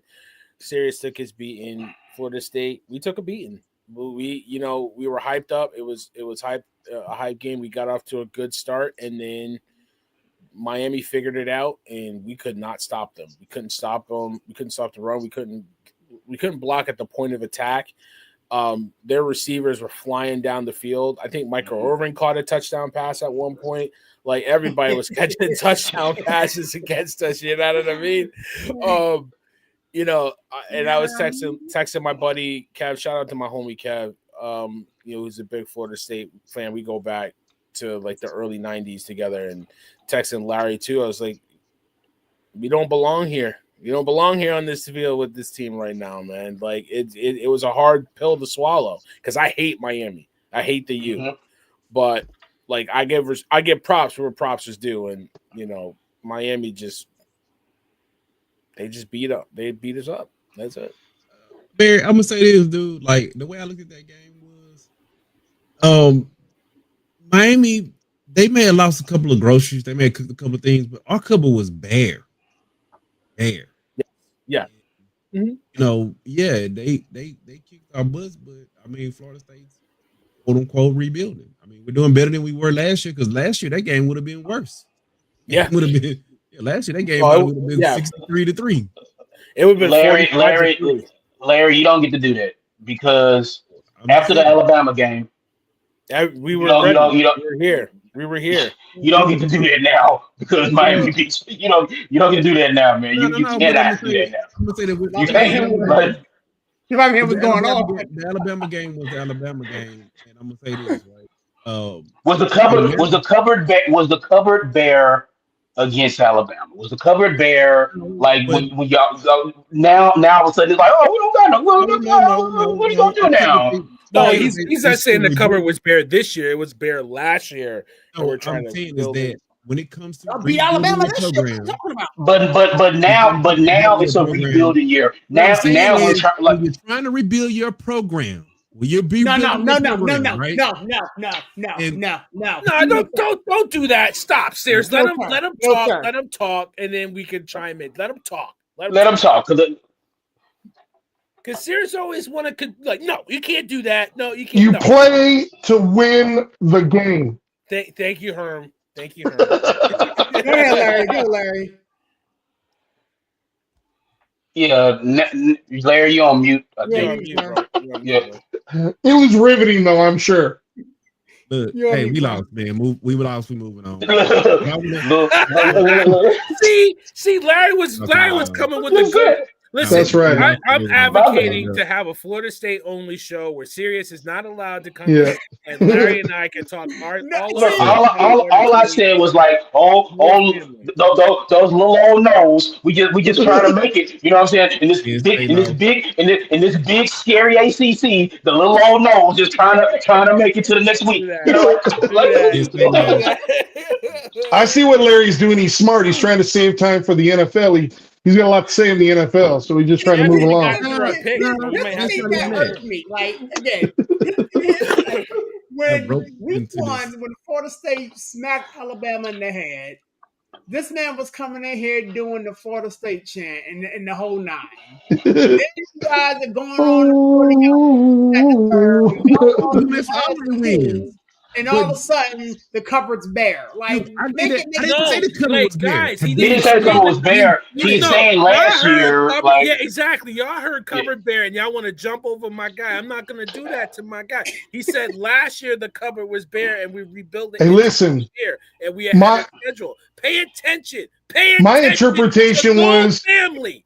My interpretation was at the start of the season, the cupboard was full. It had food, but he'd been eating in order to get them wins, and now it's bare. Yeah, who's your college team breaking new USC. Hey, I lost to Illinois, so go ahead. I don't care. Oh, God, I love y'all. Let's get these picks in. I got your back, Larry. Don't let them do it to you. Don't let them do it. Oh, my God. No family, Larry. No family. Can't play with them. Can't win with them. All right, with that. Here we go. Now, damn it, I'm not putting my words in, bro. Y'all need to, y'all shut up, because I want to talk about something totally off the radar, bro. What's that? Friendship? Since we talking college football, bro. Look, we don't shy away from nothing, bro. I wanted to say, I think we didn't get a chance to talk about it before we jumped on the air, but dude, this Kyron Lacey shit, pissing me the fuck off. Please. And I said it. Like, real talk, bro. Like, we here talking about a game. Like we said, the game. Yeah. This guy, as soon as his attorney drops the video that he wasn't even involved in the accident, they vilified that dude. He caused the accident, and this guy lost his life, and this, right? Mm-hmm. As soon as he drops the video, you know what? The police come out and say, his actions before that is what caused it, and that's why we charged this guy. Bro, how many times we been on the freeway and somebody been driving reckless, and we like, hey, look, they driving erratic, they driving reckless. So let me slow down. Let me go around. Let me let them go. They don't get charged for causing an accident and may have occurred and all of stuff. Exactly. They literally charge this guy. We talk about it time and time again. Like, sometimes these people aren't built the way that we are built. Just because I may be able to say, okay, look, they charged me, I'm gonna go to court, I'm gonna fight it. Somebody else may not be able to do that. And this guy ended up committing suicide, and all because of an accident that, you know, he was drugged through the ringer behind, and he didn't even cause. He didn't even cause. This kid should be playing on Sunday. I mean, right now. And the even worst part about it, dude, I'm gonna just say it, dude. Damn LSU, bro. LSU ain't even put out a statement or nothing, bro. No, and then Well, I mean, look at the leadership at LSU. Yeah. Okay, and I'll just leave it at that. There you go. It's like you got a coach that already got blood on his hands, Larry. So he don't care nothing about none of this. Yeah, but you know what I'm saying? So it's like that lost his life, bro. And then like I said, the thing about it was the police. He didn't lose his life. He took his life. He took his life. He took his life. Lose his life, whatever you want to call it. But then I want to call it what it is, Larry, because this kid took his life because of everything that happened because of the mounting pressure and you know, suicide is something that is close to my family. You know, and it's not something that I want to shy away from that perspective. I don't want to cut you off, Larry. I just want to you good. This kid took his life because of everything that happened. He felt like he had no other option. He was more than 70 yards away from the accident. Nobody believed them. They killed this kid. They crucified this kid for no reason other than the fact that he was a black athlete in Louisiana and he couldn't handle it. Took his life. Oh, and he did a gun gesture one time on the sideline. It's ridiculous, man. It's like one of them things where, you know, we all have heard about those. Well, but maybe close to us. Well, it's breaking news. I'm gonna say this, bro. When it comes to, you know, the black community, it's like, okay, we don't know the guy who did it, but we're gonna find some black guy. We're gonna put it on him. Or you know, we're gonna assign the blame to this person because he was by there and he's the black guy. So he got to assign the blame for this accident. And like I say, this dude was literally about to get drafted. You know, he worked his life to achieve this dream, and dude, now I'm over here fighting. You guys telling me I'm going to prison? I'm going to prison? Like I say, dude, that's the. Let me ask y'all don't even. Question.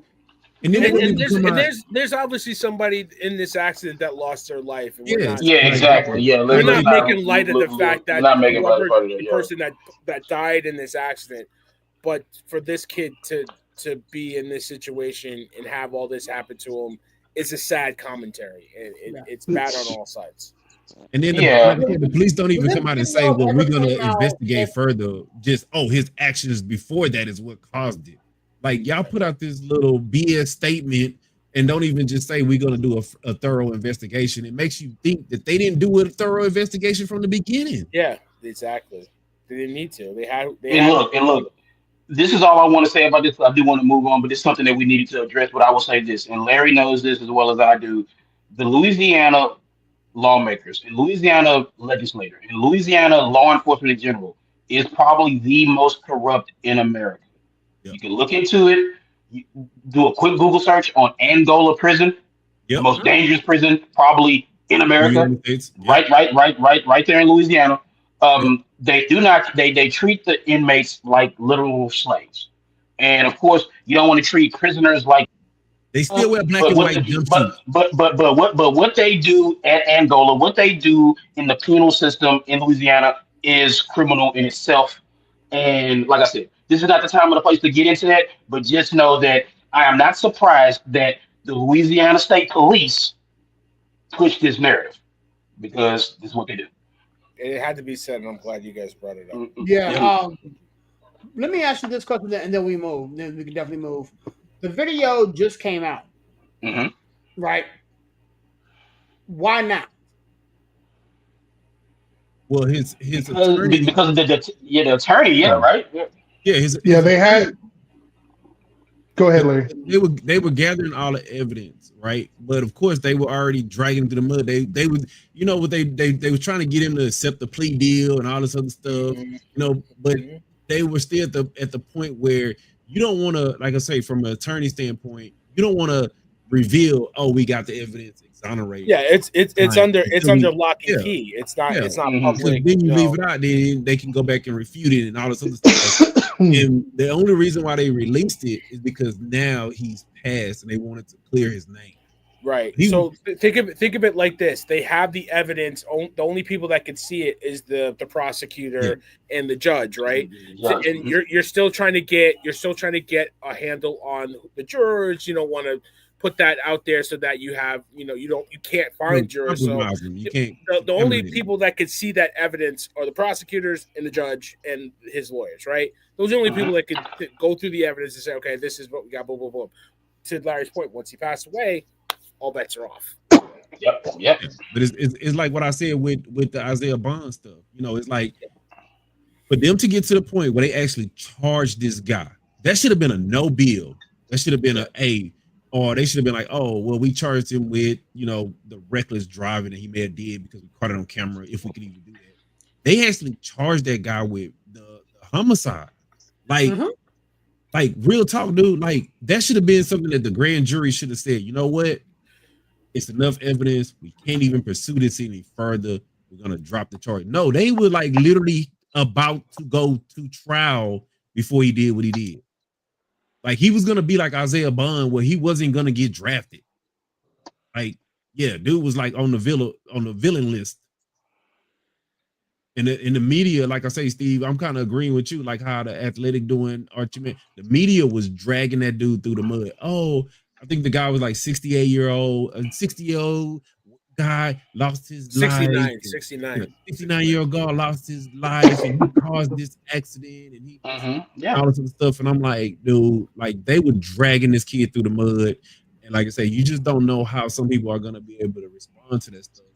How much mental fortitude they have to say, you know what, I'm gonna fight this to the very end. And like Steve said, if you're in Louisiana and they are facing you with years of prison time and you might end up in Angola, everybody's not gonna be okay with that and be able to handle that.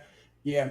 With that being said, where to bring that up, Larry? It was something that we definitely need to touch. We'll shy away from that. We said it before. You know what I'm saying? I'll be quiet. I'll be quiet. With that being said, I'll be talking again in a minute. move on to the pickup segment for this week. Looking back to last week, I did send it to you guys this afternoon. It was not a good week, to say the least. No. So we Was can it just was move not. on. Let's just get our picks in so we can No, take yeah, no need to recap. That was last week. That was Hey, last hey, week. hey, Mm-hmm. We hey, will keep it hey. pushing. You want With breaking that news? being We said, picked the Jags, man, and they tried to steal it from them. They tried their best to steal it from them. We'll get to that we are because I'm talking tired. I'm college, tired of sir. these We're talking Kansas City college. refs. I mean, Kansas City Chiefs. We will get to the NFL here in a minute. But since you want to jump out there the box, Larry, talk to me. Where'd you head at this week for these picks? Man, I'm gonna be real quick with my picks, man. Look, breaking news, you already know. Go ahead and get the research for me, bro. I'm gonna keep the train going because I think that's gonna be the best, probably one of the best HBU games of the year. Dude, I'm taking Jackson State over Alabama State. 5-point play. 5-point play, dude. Yeah. Okay. Alabama's dude. Jackson State putting up 40 points a game, bro. Dude, they're amazing. They balling. Hey, look, Deion didn't leave that cupboard bad, and they burning some of that, ecosystem money that he left there. Yeah, they burning some of that. I'm gonna keep it in the state, bro. My 4-point play. I'm taking North Texas. You said North Texas? Yeah, North Texas. Taking them to upset South Florida, and then with my 3-point play, I'm gonna go out on a limb a little bit. I want to take Utah over Arizona State. Yeah, I got that one on my board. Minus I like five, that. minus 5.5. Oh, you got that one already? Okay, so Utah is minus 5.5. Okay. Utah. Ugh. Yep, I think the Utes gonna pull that one out. With my 4-point play. 4-point play. Just and I'm gonna piss you off, serious. I know you're gonna probably be working that game. I like Raula, bro. I want to take Nebraska over Maryland. I am working that game. I like that kid, bro. And then what's the line on that one? 6.5. And is it minus 6.5? Yeah, minus 6.5. Okay. I know Nebraska's favorite. Okay. Yeah, I'm gonna take Nebraska. After watching them versus Washington, I can see why. Hey, like I say, dude, people was talking about all these other quarterbacks, dude. Raula might be a little one that people gonna need to be tanking for. It's homecoming that week. I'm just gonna have to. It's homecoming up at College Park. It's gonna be fun. The Mahomes cosplay gets in the way, but I mean, he's. I think he's actually a pretty. He's actually really good, regardless of the home stuff. And then I wouldn't be remiss, bro. Steve, I gotta take it, bro. It's a rivalry game, man. Look them horns, bro. And actually, they actually the favorite. That's the crazy part. What's the line on that? -1.5. I'm taking minus 1.5. Yeah. It's literally a pick 'em because you better than me. I do not have that game. You got the line on the North Texas game. That's the Red River, bro. That's the rivalry, bro. Gotta take that. Anybody got the line on the North Texas or Jackson State game? I can't find a line on the Jackson State game. Let me look at outside of ESPN. All right, North Texas, by chance, anybody? North Texas is plus 1.5. Thanks, sir. Because I'm actually taking that game, so that's why I have the line in front of me. Okay. So. And we'll say Jackson State for another time. We'll call it a pick 'em for now until we get the line. Yeah. Villain. All right, I'll make this quick. Texas Tech. You want to lose their money too, man. Come on with the I know, exactly. Everybody want to lose their money. Texas Tech minus 14.5 against Kansas. I don't like Kansas right now. Texas minus 14.5. Okay. Yeah. Georgia Tech minus 14.5 against Virginia Tech. I like Georgia Tech. What I'm talking about? Georgia Tech. What? Georgia Tech minus 14. I'm going quick. I ain't got time for the small talk. All right. Gotcha. 3-point play. Nebraska minus 6.5 against Maryland. 2-point play. SMU minus 19.5 against Stanford. Stanford's garbage. SMU minus 19.5. Okay. Yeah, Stanford's garbage. And in my 1-point play, give me the points. Rutgers plus 10.5 against Washington. I think it'll be a close game. I think Washington will win it, but I'll take the points. I like Rutgers. I think they're a better team than you think. That's it. So you got Texas Tech minus 14, Georgia Tech minus 14.5, Nebraska Texas Tech is 14.5. Yeah, Texas Tech 14.5, Nebraska minus 6.5, SMU at minus 19.5, and Rutgers plus 10.5. Got it. Thank you. I got Jacksonville. I got Jacksonville State at -7.5. It's not Jacksonville State, it's Jackson State. Which one is it? Oh, I'm sorry. I apologize. You're right. So Jackson State at what? No, more research. He's got to find Oh, out. research. Okay. Yeah, 1 sec. Please So, hold. You're up. all right, Coach, talk to me, man. All right, my 5-point play, the aforementioned Florida State Seminoles, -10.5 versus Pitt. I think they bounced back. Let's see. Clemson, 14.5. Look, am I back in on Clemson? Maybe. But I got Clemson -14.5 against Boston College. My number 3 pick, I got Texas A&M -7.5 versus Florida. Like I said, I've been very high on the Aggies, much to my chagrin. Makes me a little sick to my stomach, but I've been high on the Aggies. You said I think they're -7.5. Okay, gotcha. Texas A&M. North Texas +1.5 versus South Florida. This game is interesting because if you're not doing nothing Friday night, watch this game. It's going to be a good one. And then for number 1, my number 1 pick, a game that literally starts in less than 24 hours from now. UTEP +1.5 versus Liberty. Starting tomorrow night, we're going to have football literally every day until like Black Friday, which is like crazy. So it's like that's why I wanted to pick that game because it is the start of Matching and Sun Belt and all these games like on these stupid weird games. This is Bowling Green in Toledo on a Wednesday night. That's the start of all this. So I want to pick that game that literally starts like in less than 24 hours from now. So you got FSU at -10.5, Clemson at -14.5, Texas A&M at -7.5, North Texas at +1.5, and UTEP at +1.5. Yes, sir. Talk to me. That sounds good. Breaking news. Where's your head at, big dog? 2 years first. I'm still researching. Okay, say less. Let me pull. Let me pull. On here. All right. So, I'm just gonna jump out the window with it. Give me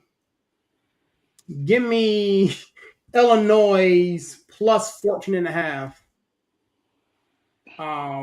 against Ohio State. I think Ohio State wins it, but I think this is Ohio State's big test right now. So Illinois +14.5.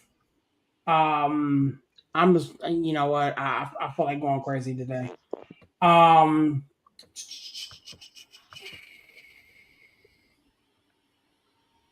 Give me Alabama. I'll mess with Bama. Give me Alabama at -2.5 versus Missouri.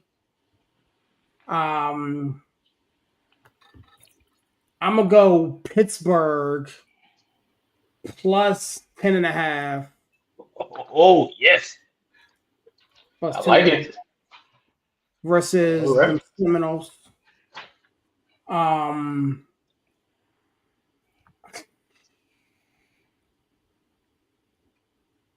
God, do I want to choose violence today?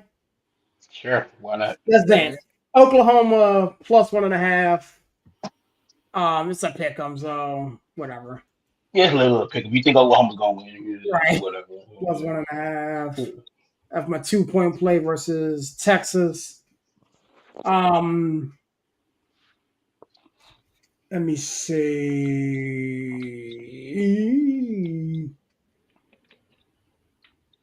I don't want to pick Michigan, but I'm gonna have to. Give me Michigan +2.5 over USC. Yeah. Okay. So I got Illinois +14.5, Alabama at -2.5, Pittsburgh at +10.5, Oklahoma at +1.5, and Michigan at +2.5. I went with a bunch of dogs this week, and I kind of like it. Breaking news. Talk to me. Yeah, I apologize, boys. I cannot find the line for the Jackson State, but I went with a bunch of actually ranked games. You know what? I made it hard on myself, so I'm going to start off 5-point play. I'm going to take Alabama -5. Alabama -2.5 versus Mizzou. I really think Alabama's kind of rounding into form, physical team. Mizzou, obviously 5-0, but if you look at the competition, I don't think it's quite to the same level that Alabama's been playing. I like Alabama in this one. Oklahoma versus Texas. I'm going to take Oklahoma minus 1.5. I'm all for Texas proving me wrong, but to this point, I just don't see it. And as Coach said, that offensive line is probably the biggest concern for me in this game, and Oklahoma can get after it. I said this last week, and it got some scoffs, but I'm going to say it again. I think Indiana might actually be one of, if not the best team in the nation. So I'm taking Indiana plus the 7.5 on the road versus Oregon. Oregon is a very, very fast team that can spread you out. This is the type of team that could beat an Indiana, but I think this is a tough test, and I think Indiana might be up for the challenge. I'm taking USC at home minus 2.5. I think they get right. They're coming off a bye week. I like them in this spot. And then finally, they haven't looked like themselves a ton this year, but the spread's not much. And I just think at some point they're going to show who they really are. I'm going to take Georgia minus 3.5 at Auburn. I still believe in the Dogs. I'm going to go with Georgia. I think they kind of rebound back here, and I think they probably get a double-digit victory. You said Georgia minus 3.5? Who's USC playing? Michigan. Okay. Yeah. Big 10 games there. All right, so that's kind of how college rounds out. I will get this done and sent over to you guys later on in the week after the picks have came and gone. Looking at the NFL side of things, man, before we start picking these games, we got to talk about what took place over the weekend. I'm walking around with egg on my face. Good thing I like scrambled eggs because that Thursday night game started out with a bang. So much so that my man Larry decided to bang on a game. Put the camera over and start recording some stuff. So we can start there and parlay that into the week that was. We once again lost another guy to injury. Shout out to Antonio Gibson, a guy I know extremely well. Another ACL. We saw what looked like the Cardinals lose a game in the most weirdest of way possible. How do you intercept, fumble? The other team scored. It's not Indiana, but the Cardinals. Excuse me, the Cardinals lose a game in the most weird way possible. We saw a shootout game between the Seattle Seahawks and Tampa Bay Buccaneers. Emeka Egbuka is him. I love watching that dude play. There's a lot we can comb through. Stephon Diggs got his revenge game. Went to work against his former ball club. So take this where you want to take it, man. Larry, I'll let you lead off here, man. Where's your head at, bro? Bang bang, not a game, bro. Look, that's where I'm starting. That's where I'm going, man. Look, like I said, who Mac Jones? Look, that's a rivalry game, man. That's a rivalry game. You never know what's gonna happen with a game with that. But people talk about all these other quarterback coaches and all these other man. Kyle can call a game. Kyle can call a game. It was. I'm not taking it away from the Rams, bro. It was really a good game. Bro. It was really a good game. I want to see what my Niners look like if we can start getting healthy. But yeah, it was just a good game. And Puka, man, that dude damn near on pace for 2,000 yards, bro. Puka is you talking about him. You talking about beating him? Like, dude, Puka is a beast. Y'all know how I feel. I'm tired of all the injuries. Every time we turn around, there's somebody else, getting injured left and right. My weekend started right with the Niners. Hey, Steve, that was a get right game. But hey, how trash is that Ravens defense, bro? It's awful. It's weird seeing a Ravens defense this bad. Now they got some injuries and stuff like that, but good grief. Even before Hamilton goes down, everybody the defense is not good. But yeah, like I said, it was some pretty good games. And like I say, last night's game was the icing on the cake, dude. Like people are out here talking about, oh, well, should they call that pass interference at the end of the game? They should have called a pass interference on the play before that for the interception. Like, dude, it's like people are overlooked those Jags team right now. And we all know the only reason why they was on Monday Night Football is because they drafted Travis Hunter. But outside, well, they got every team gets one Monday night game.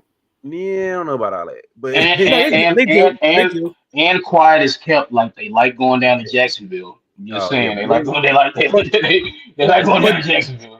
You know what people aren't talking about though, Larry? You said it last week, and I'll give you props for it. That Jags defense, they ball. They ball. They're good. And if it wasn't for the Kansas City refs, like they would have shut down that Kansas City offense the whole game because that pick play on that interception was ridiculous. Oh boy. Dude, but like even worse about it, if it wasn't for that fumble by Trevor Lawrence, that game probably would have got out of hand. Dude, because I will say this, everybody was running Trevor Lawrence out of the NFL, and he's I started it, but I said I was like, it is time for Trevor Lawrence to poop and get off the pot. Yeah, and I mean, so like, he got his feet up. He pooping, bro. Hey,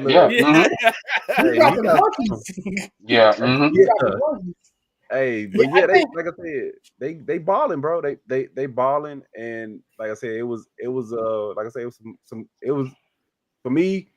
It was some good games this weekend. We got some really good football. Even that Sunday night game was good, bro. It was good. It was very good. I mean, Sunday night game was fantastic. Yeah, it was a football game. It was a football game, and one of those division rivalry games that like it's an ugly AFC East. If you ever watch an AFC East game, it's an ugly AFC East game. Bills and it'd be like Bills and Jets. That could be an ugly game. You know what I mean? Like Bills and Pats. I will say this, I will say this, and this is what I'm gonna close with, dude. Ken Ward, shut your damn mouth, bro. Like, dude, y'all. He was like, "Oh, we ass and we this." Y'all got lucky. Y'all talking about the interception, fumble, touchdown. How many times we keep seeing these dudes? You don't score until you score. Like, ball to the ref. Yeah, he's like, I don't know. We ball. I don't know how this was happening. Yeah, you got lucky, bro, because that was it's no way in hell you would normally win that game if it wasn't for two bonehead plays. And I'm sorry. I'm sorry. I don't think Gannon did anything wrong. He got fined. He apologized. Like, I don't think Gannon did anything wrong. I wanted to say something about it, Coach, because I kind of agree with you. Because, like, I go back to Bill Parcells, lambasting dudes on the sideline. We've had coaches like we've seen coaches get in players' face, and then we saw like Bobby Knight get physically. Grab them. Yeah. Everything shut down from then. And I'm watching TV and they're like authoritative position. You shouldn't put your hands on, but like, dude, like I've seen worse. I've experienced worse. Yeah, me too. And I'm not saying what he did was right. You know what I mean? Like, I'm not saying that what Gannon did was right, but like, I've seen worse, man. He's on the hot seat, bro, and he's on the hot seat. And he just did that. Like it's not even a hot seat, my guy. It's like it's flaming, dude. I'm telling you, it's flaming, bro. We should be talking about this boneheaded play that this kid did with dropping the ball, trying to hot dog it, and we talking about his coach getting in his behind because of a boneheaded play that you did because you were trying to hot dog it. Like, but he's on the hot seat, so of course you're gonna get mad over that. I don't know if the team at that point was on the hot seat. I don't know about that, but he's on the hot seat because they fussed. Talking to two NFC West guys over here. Sure, people are starting to come down on Gannon because you could see the regression in Kyler Murray. But that has nothing to do with Gannon. Is that his fault? Kyler Murray, coach, so he takes. I don't think. Listen, can we all just acknowledge the fact though that they started 2-1 and literally have lost the last 3 games on a last-second field goal. Like at some point, the players need to start making plays. Every single one of those, the teams they played in the last 3 weeks, The Niners drove down the field, kicked the last second field goal. The week before, Seattle drives down the field, kicks the last second field goal. Tennessee, who was 0-4, drives down the field and kicks a last second field goal. Like at some point, which by the way, can we acknowledge the fact that Sly almost missed like an 18-yard field goal? Like I think that was closer than the extra point is, but I digress. But at some point, like it's easy to blame the coach. I will tell you this right now. I actually think Gannon's a really good coach. I think he's just in a really shitty spot. Yeah. That's fair enough. He kind of inherited a quarterback that is regressing before he got there. I don't feel like he was ascending. That's just my opinion. Yeah. But I mean, but people are fussing, and they were like, yeah, he was on the list of coaches on the hot seat. You know, I think Kevin Stefanski gets canned before Rich Cannon does. Oh, I'm not saying he's the hottest seat. I'm just saying it's a little warm over there. That's all I'm saying. It's pretty warm in New York. I don't know. Or oh boy. Oh man, look. I'm sure if the Dolphins would have lost that game, McDaniels would have been fired right there in Charlotte. Mm-hmm. That literally saved his job. So I feel like if they would have lost that game, he would have got fired right there. He would have had to walk back to Miami from Charlotte. Mm-hmm.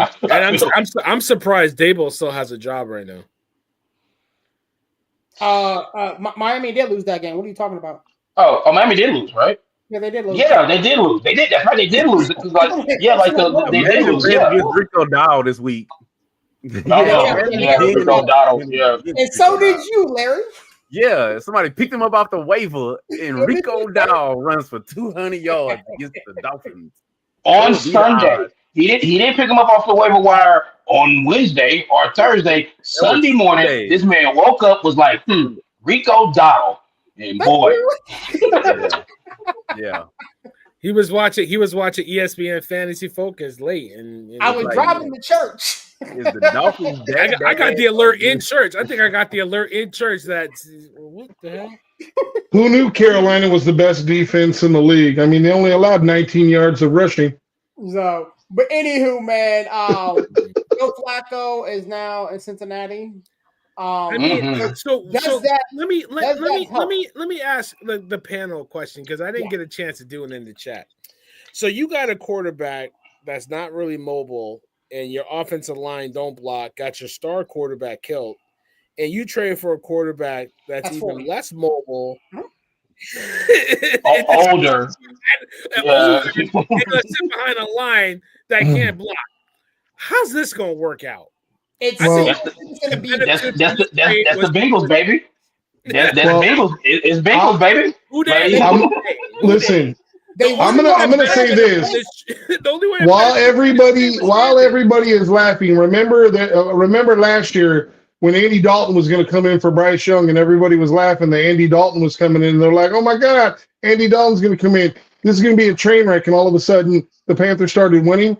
I'm not saying that he's going to be a renaissance, but sometimes when the players think that they might actually have a chance to win, like they might actually have a competent quarterback, they might actually play a little bit harder. Like maybe, I don't know, Flacco can actually chase the ball, maybe actually get Higgins the ball, maybe get some of these high-priced weapons the ball. Like I'm not saying he's the best player, but there ain't nobody that can say that they've watched Browning play over the last couple of weeks and said, "Yep, that's what we need."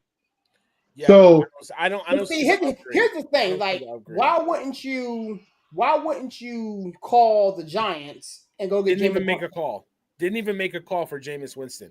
I would rather have Jameis Winston than Bro Flacco because mean, let's be honest. The Bengals. Remember, the Bengals used to have the word Bengals on the side of his helmet. That's when Bro Flacco came into the league. It feels like that's how long he's been in the league, and that's the guy you even call the Giants when they have the tiger. Nobody knew what a Bengal was, so they had to spell it out on the helmet. You know what I mean? Bengal. This is a Bengal. No, people don't remember. Joe Flacco and Boomer Esiason had a hell of a QB battle going on in that year's training camp, and it was like Boomer barely beat him out. You know what I'm saying? So You know what I'm saying? But seriously, why wouldn't you even call the Giants and say what's really good with I mean, I would take Russell over Bro Five, and there's no disrespect to Joe Five. He's just older, and it's like he's not mobile. The offensive line is terrible. You're not going to get much better. If anything, the fantasy value of the receivers go up very little.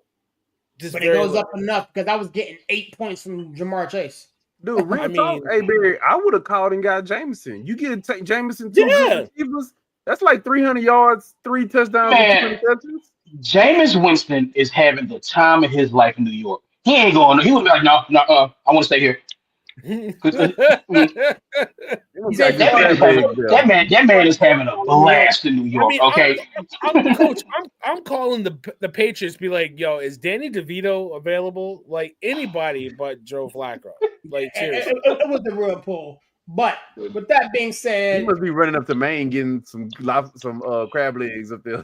Yeah, that's what he's doing. You know what I mean? Dude, you know what? Hey Barry, I'm gonna say this right, and you know what? I said I was gonna do a video on it, but we on the show we were talking about it, so we talking about Joe Flacco, right? Mm-hmm. What that said about Shador? Oh boy, Shador's the number 2. Hey, you want to know why Shador hasn't played? I'm going to tell you exactly why Shador hasn't played, and they absolutely will not play him unless they absolutely have to, because they can't have Shador come in and play phenomenally and have it to where he was buried on the depth chart as the 3rd guy, and he quote unquote could have been or should have been the starter. What other organization has this much talk about their 3rd string quarterback? How much worse does it get if he goes in and actually plays well? I mean, but think about it. We going into the season, we was like, why is he so far on the depth chart, right? The dude has not been released. They call and they trade for your 2nd string quarterback, right? Dude, so at this point, what does that say about Shador? You won't trade the guy and you won't release the guy. It must be the price tag was cheaper on the 2nd string. You keeping him. You keeping it for a reason, bro. But why would the Bengals trade for Shador Sanders? Because they got. He's probably a better quarterback at this point, and he's mobile.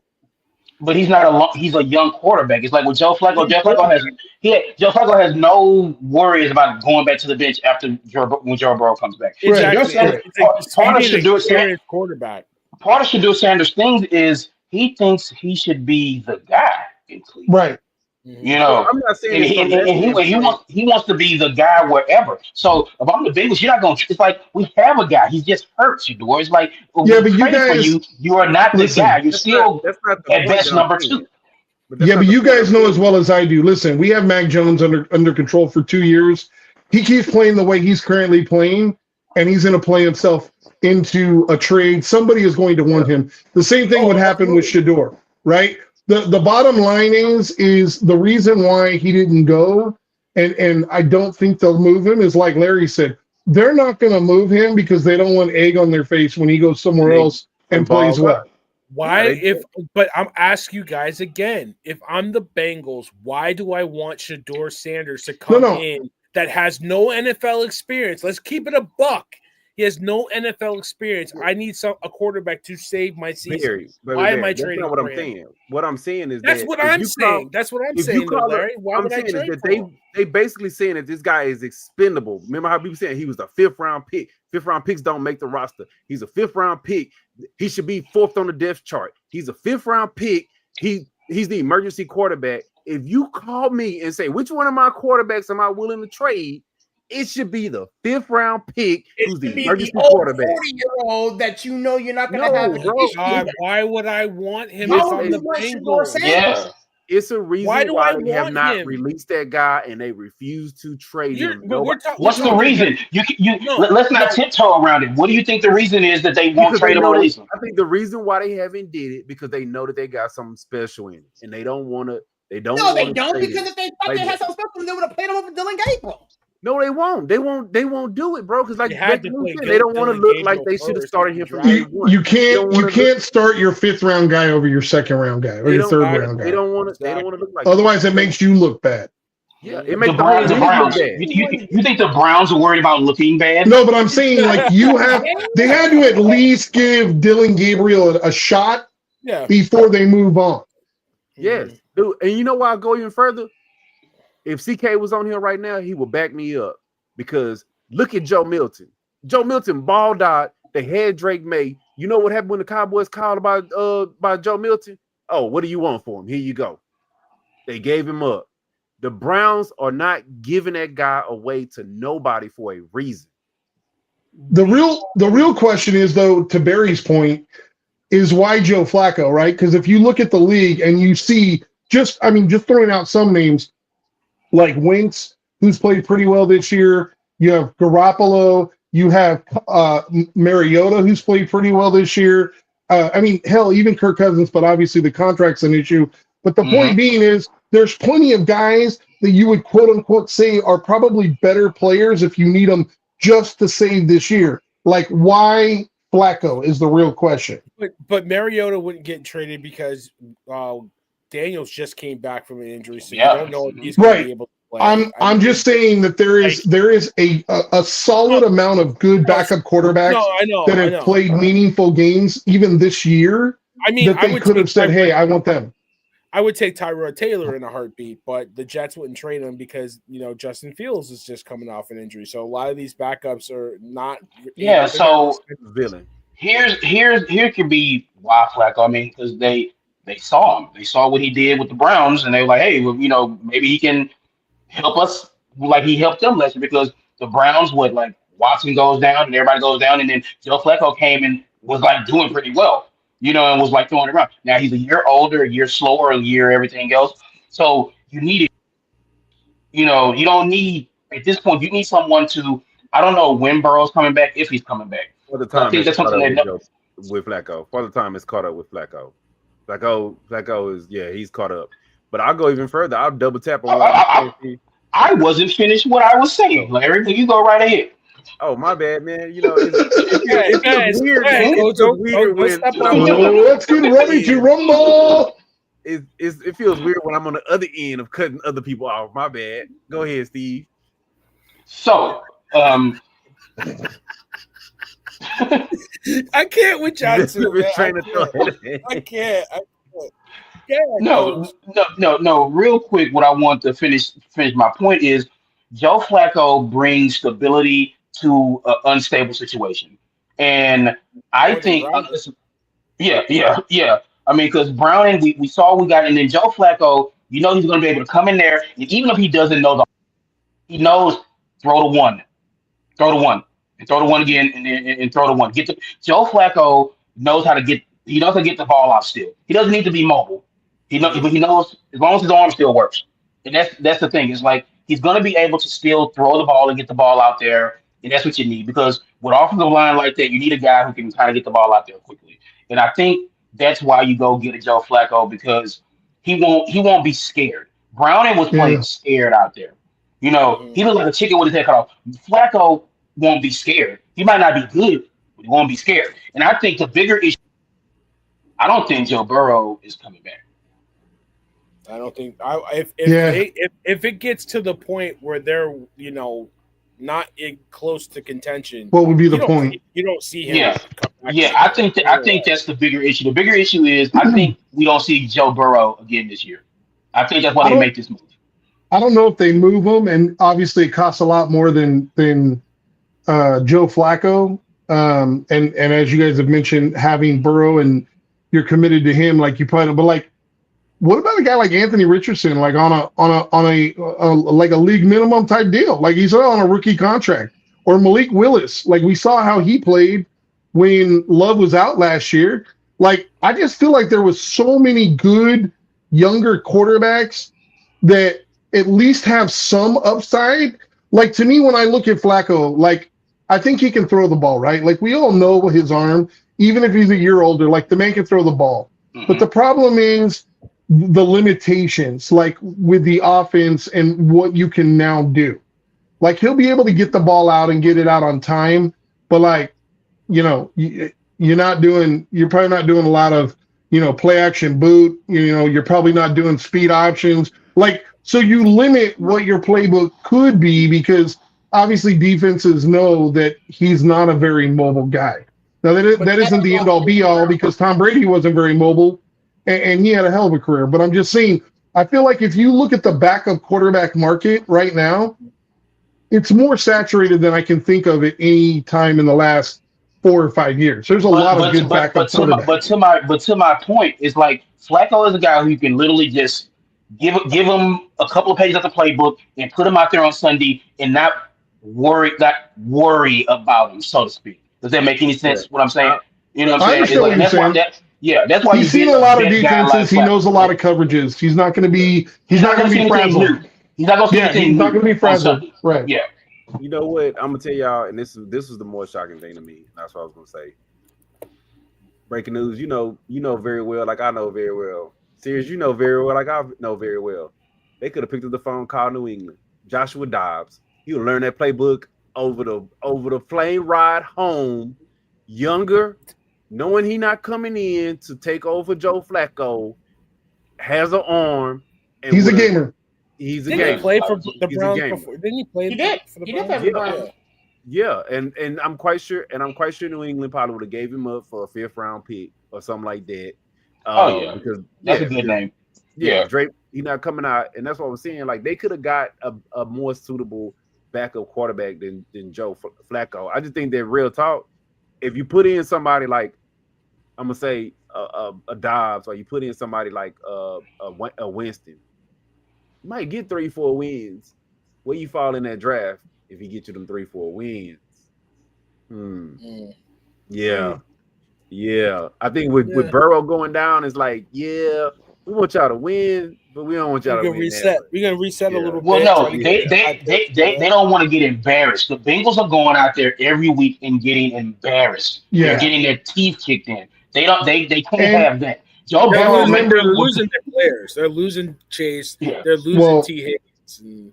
I was gonna say, and remember how much they paid Higgins and Chase. Like you spent a lot of money this offseason to look like you got to also keep in mind like who wants to go and watch, take you up on season tickets or buy tickets to watch the product that they've been putting out the last couple of weeks. Right. Not me. The reason why they scored 24 is because the Lions literally was like, this game is in a bad. They just stopped playing. They was like, whatever. Yeah. Aiden Hutchinson was on the sideline like eating popcorn, so they were like, man, this is this. Save my fantasy bag. All right, man. Honestly, that being said, that cool 6 points you had been getting from Jamar Chase. It is the witching hour, fellas. Let Scott Hansen like to say. Let me slide this hat off here real quick. No, keep it on because it's been bringing us good luck. Put the hat back on, man. Put that hat back. I'm sweating. I'm I trying know, to but the glare now it's messing with us. No, keep that hat. Keep that hat. That being said, that's a fresh shade. Much better NFL week for everybody but myself. Villain, you did good. I'm not gonna break the rest of this down, but better week for everybody but myself. With that being said, Villain, since you did so damn good, bad lead off, bro. Where's your head at? All right, my number 5 pick. Give me Denver minus 7.5 against the Jets. The Jets are unwatchable. They're embarrassing. The only thing more embarrassing than the Giants are the Jets. Fun stat, guys. Fun stat. The Giants had 5 straight possessions where they had 5 straight turnovers, right? You know the last team that did that? The Jets.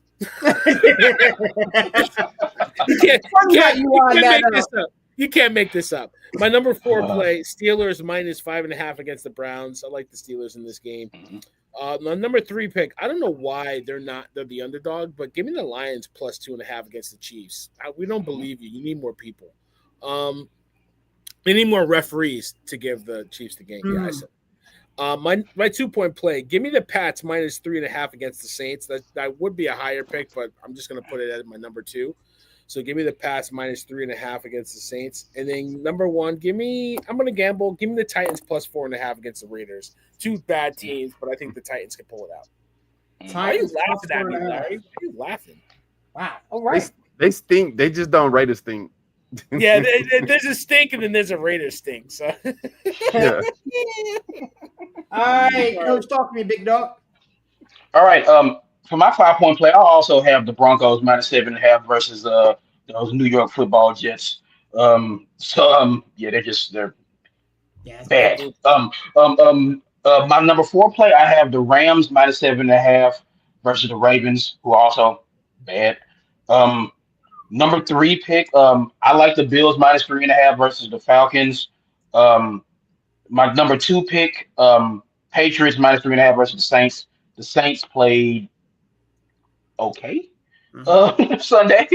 My number 1 pick, I just who knows, like Barry said, the refs might show up and do crazy things. I have the Lions +2.5 versus KC. I think they win by much more than that. Yeah, I got the Lions as my number 1 at All +2. right, that works. You know what I feel like, though, Coach? I feel like the Lions will be up big in this game, and then they'll win by a field goal because of the refs. Yeah, yep. Breaking news, talk to me.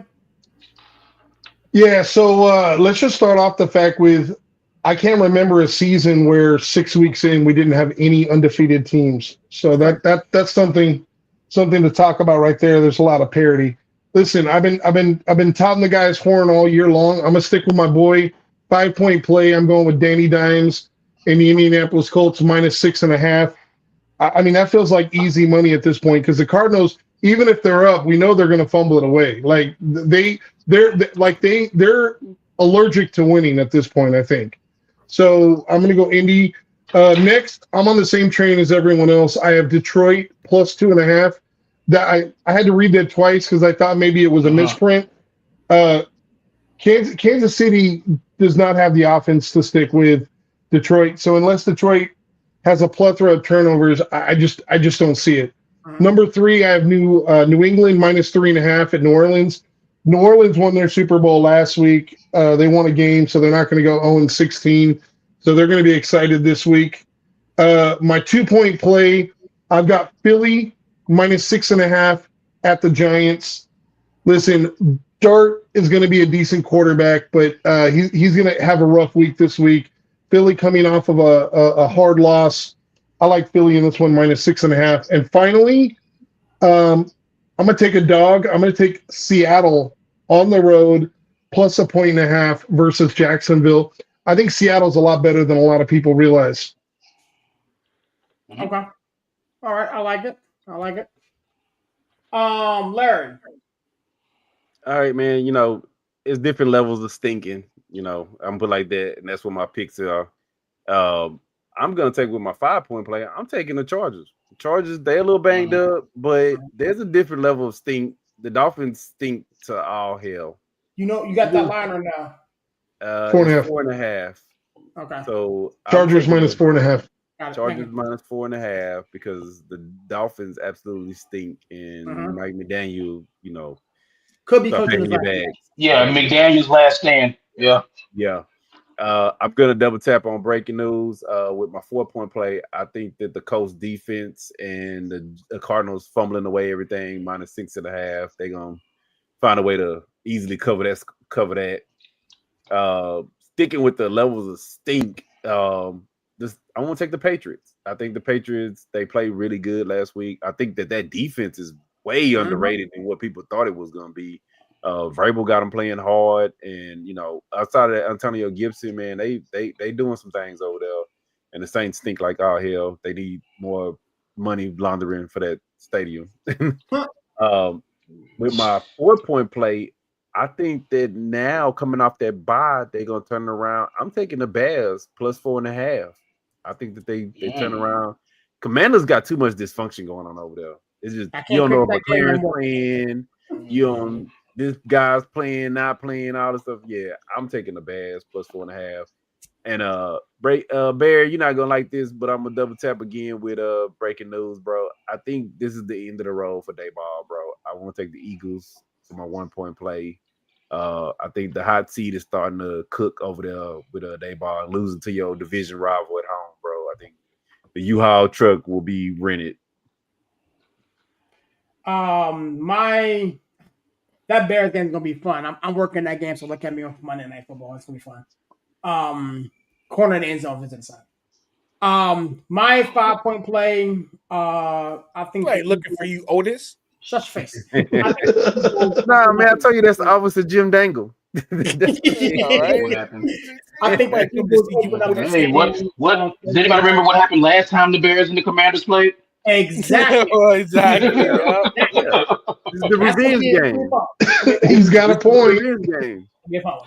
And they got work at Walmart now. I got the 27. Eagles 5-point play. I think this is gonna get ugly fast. My Is he in the 4-point play. UFL? I'm with everybody else, man. This Lions team is for real.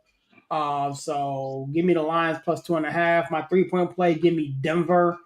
That's just stealing money, if you will.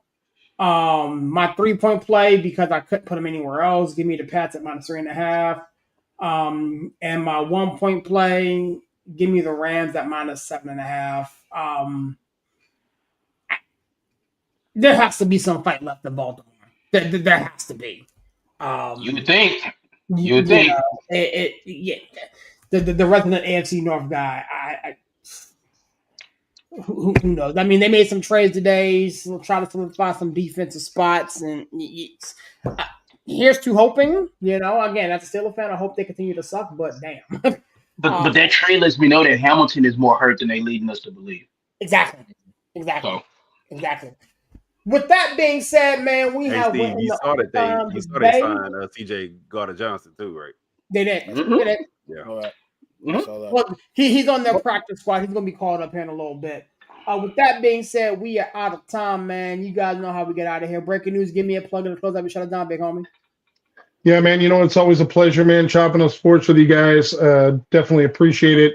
Check out the Executive View. Definitely check out the TikTok page and look for Executive View. These guys make some killer content. Just looking forward to another great week of football. Hopefully we get far less injuries. And you know what? I'm looking for my Niner team that's trying to crawl across the finish line. A couple more weeks, man. We're going to get some reinforcements. Appreciate you, big dude. We will catch you next week, man. Coach, you know what to do, man. Get us out of here, big dog. All right, man. Yeah, make sure you're checking us out on the socials. We're gaining some big time traction on the socials, on Instagram, on YouTube. Listen to us on Spotify and stuff like that. Make sure you're getting down with the Executive View all on the socials and stuff like that. You see the link, share the link. You already know. Real quick, look out for a video from me later this week where I am going to absolutely destroy the NCAA. They changed the portal rules today. So didn't get a chance to get into that tonight, but definitely be on the lookout for a video from me because once again, the NCAA has found a way to stick their nose where they shouldn't. So that being said, you already know how I close it out. God is good All the time. Make sure y'all drink y'all water as the weather gets colder. It is more important than ever to hydrate. People think because it's not hot, you don't have to drink water. Make sure you drink your water. And of course, from Staten Island to Pittsburgh to H-Town, Connecticut, everybody, get them dubs up. Wu-Tang is for the children. Peace. Appreciate you, big dog. Looking forward to seeing you in the squad tomorrow, man. We got a big show tomorrow, man. Larry, talk to us. Get us out of that, big dog. Man, you know me. Always a pleasure, man. I always love chopping it up with y'all boys, man. Look, hey, I always double tap on what Steve say. I'm just double tapping all night tonight. Look, hey, I follow back what he say. You see the show, share the show, follow the show, subscribe to the show, like the show, check out the videos, share the videos. Look, hey, I don't know about you guys, but yeah, we had some heat this week. Coach with the heat on the video. Barry, when he dropped his Giants with the heat. Breaking news, didn't catch it, but I don't know if he did or didn't. Hey, that Nana video had heat. Yeah, bro. So we keep coming with the heat. Not taking nothing away from Aaron, any other execs, but yeah, keep checking out the content. We're gonna keep it coming at y'all. Like I say, man, peace. I'm out. Appreciate you, big dog, man. Villain, get us out of here, homie. Yankees up 9-6. We in there. This I got a heartbeat, so that's good. Shout out to everybody that came through. Brian, always fun talking football with him. Coach, obviously, Larry, LG, the homie. Shout out to Chandler. You know, we miss you, big dog. You know, we got heat coming tomorrow. Check out the WWE show. Like they said, follow us on Twitter, follow us on Instagram, follow us on TikTok, follow us on YouTube. That's where you can watch us live. Also, you can watch us live on Facebook. We got content for days. Everybody's doing stuff. Larry had me saying "bang bang 9 a game" in my sleep. You know what I mean? So we got content all over the place. So check us out. I'll holler at everybody. See you tomorrow. Peace. Appreciate you, big dog, man. Yo, it's your boy Sirius repping that 412 and the 703, man. Such a privilege and pleasure doing this show with these gentlemen. Shout out to all of those that have been watching us, man, giving us love across all the social media platforms. Again, I said at the beginning, man, we're on Facebook, Instagram, Twitter, Spotify, and TikTok, man. We're doing big things in big places, and definitely would like for everybody to come along for the journey, man. This table is big enough for everybody. There's room at the table, man. Just grab your seat and get in where you fit in. You know what I mean? Yo, always close out my shows like this, man. God is good. Even though sometimes people like, man, God bless. Catch you guys on the next one. Peace.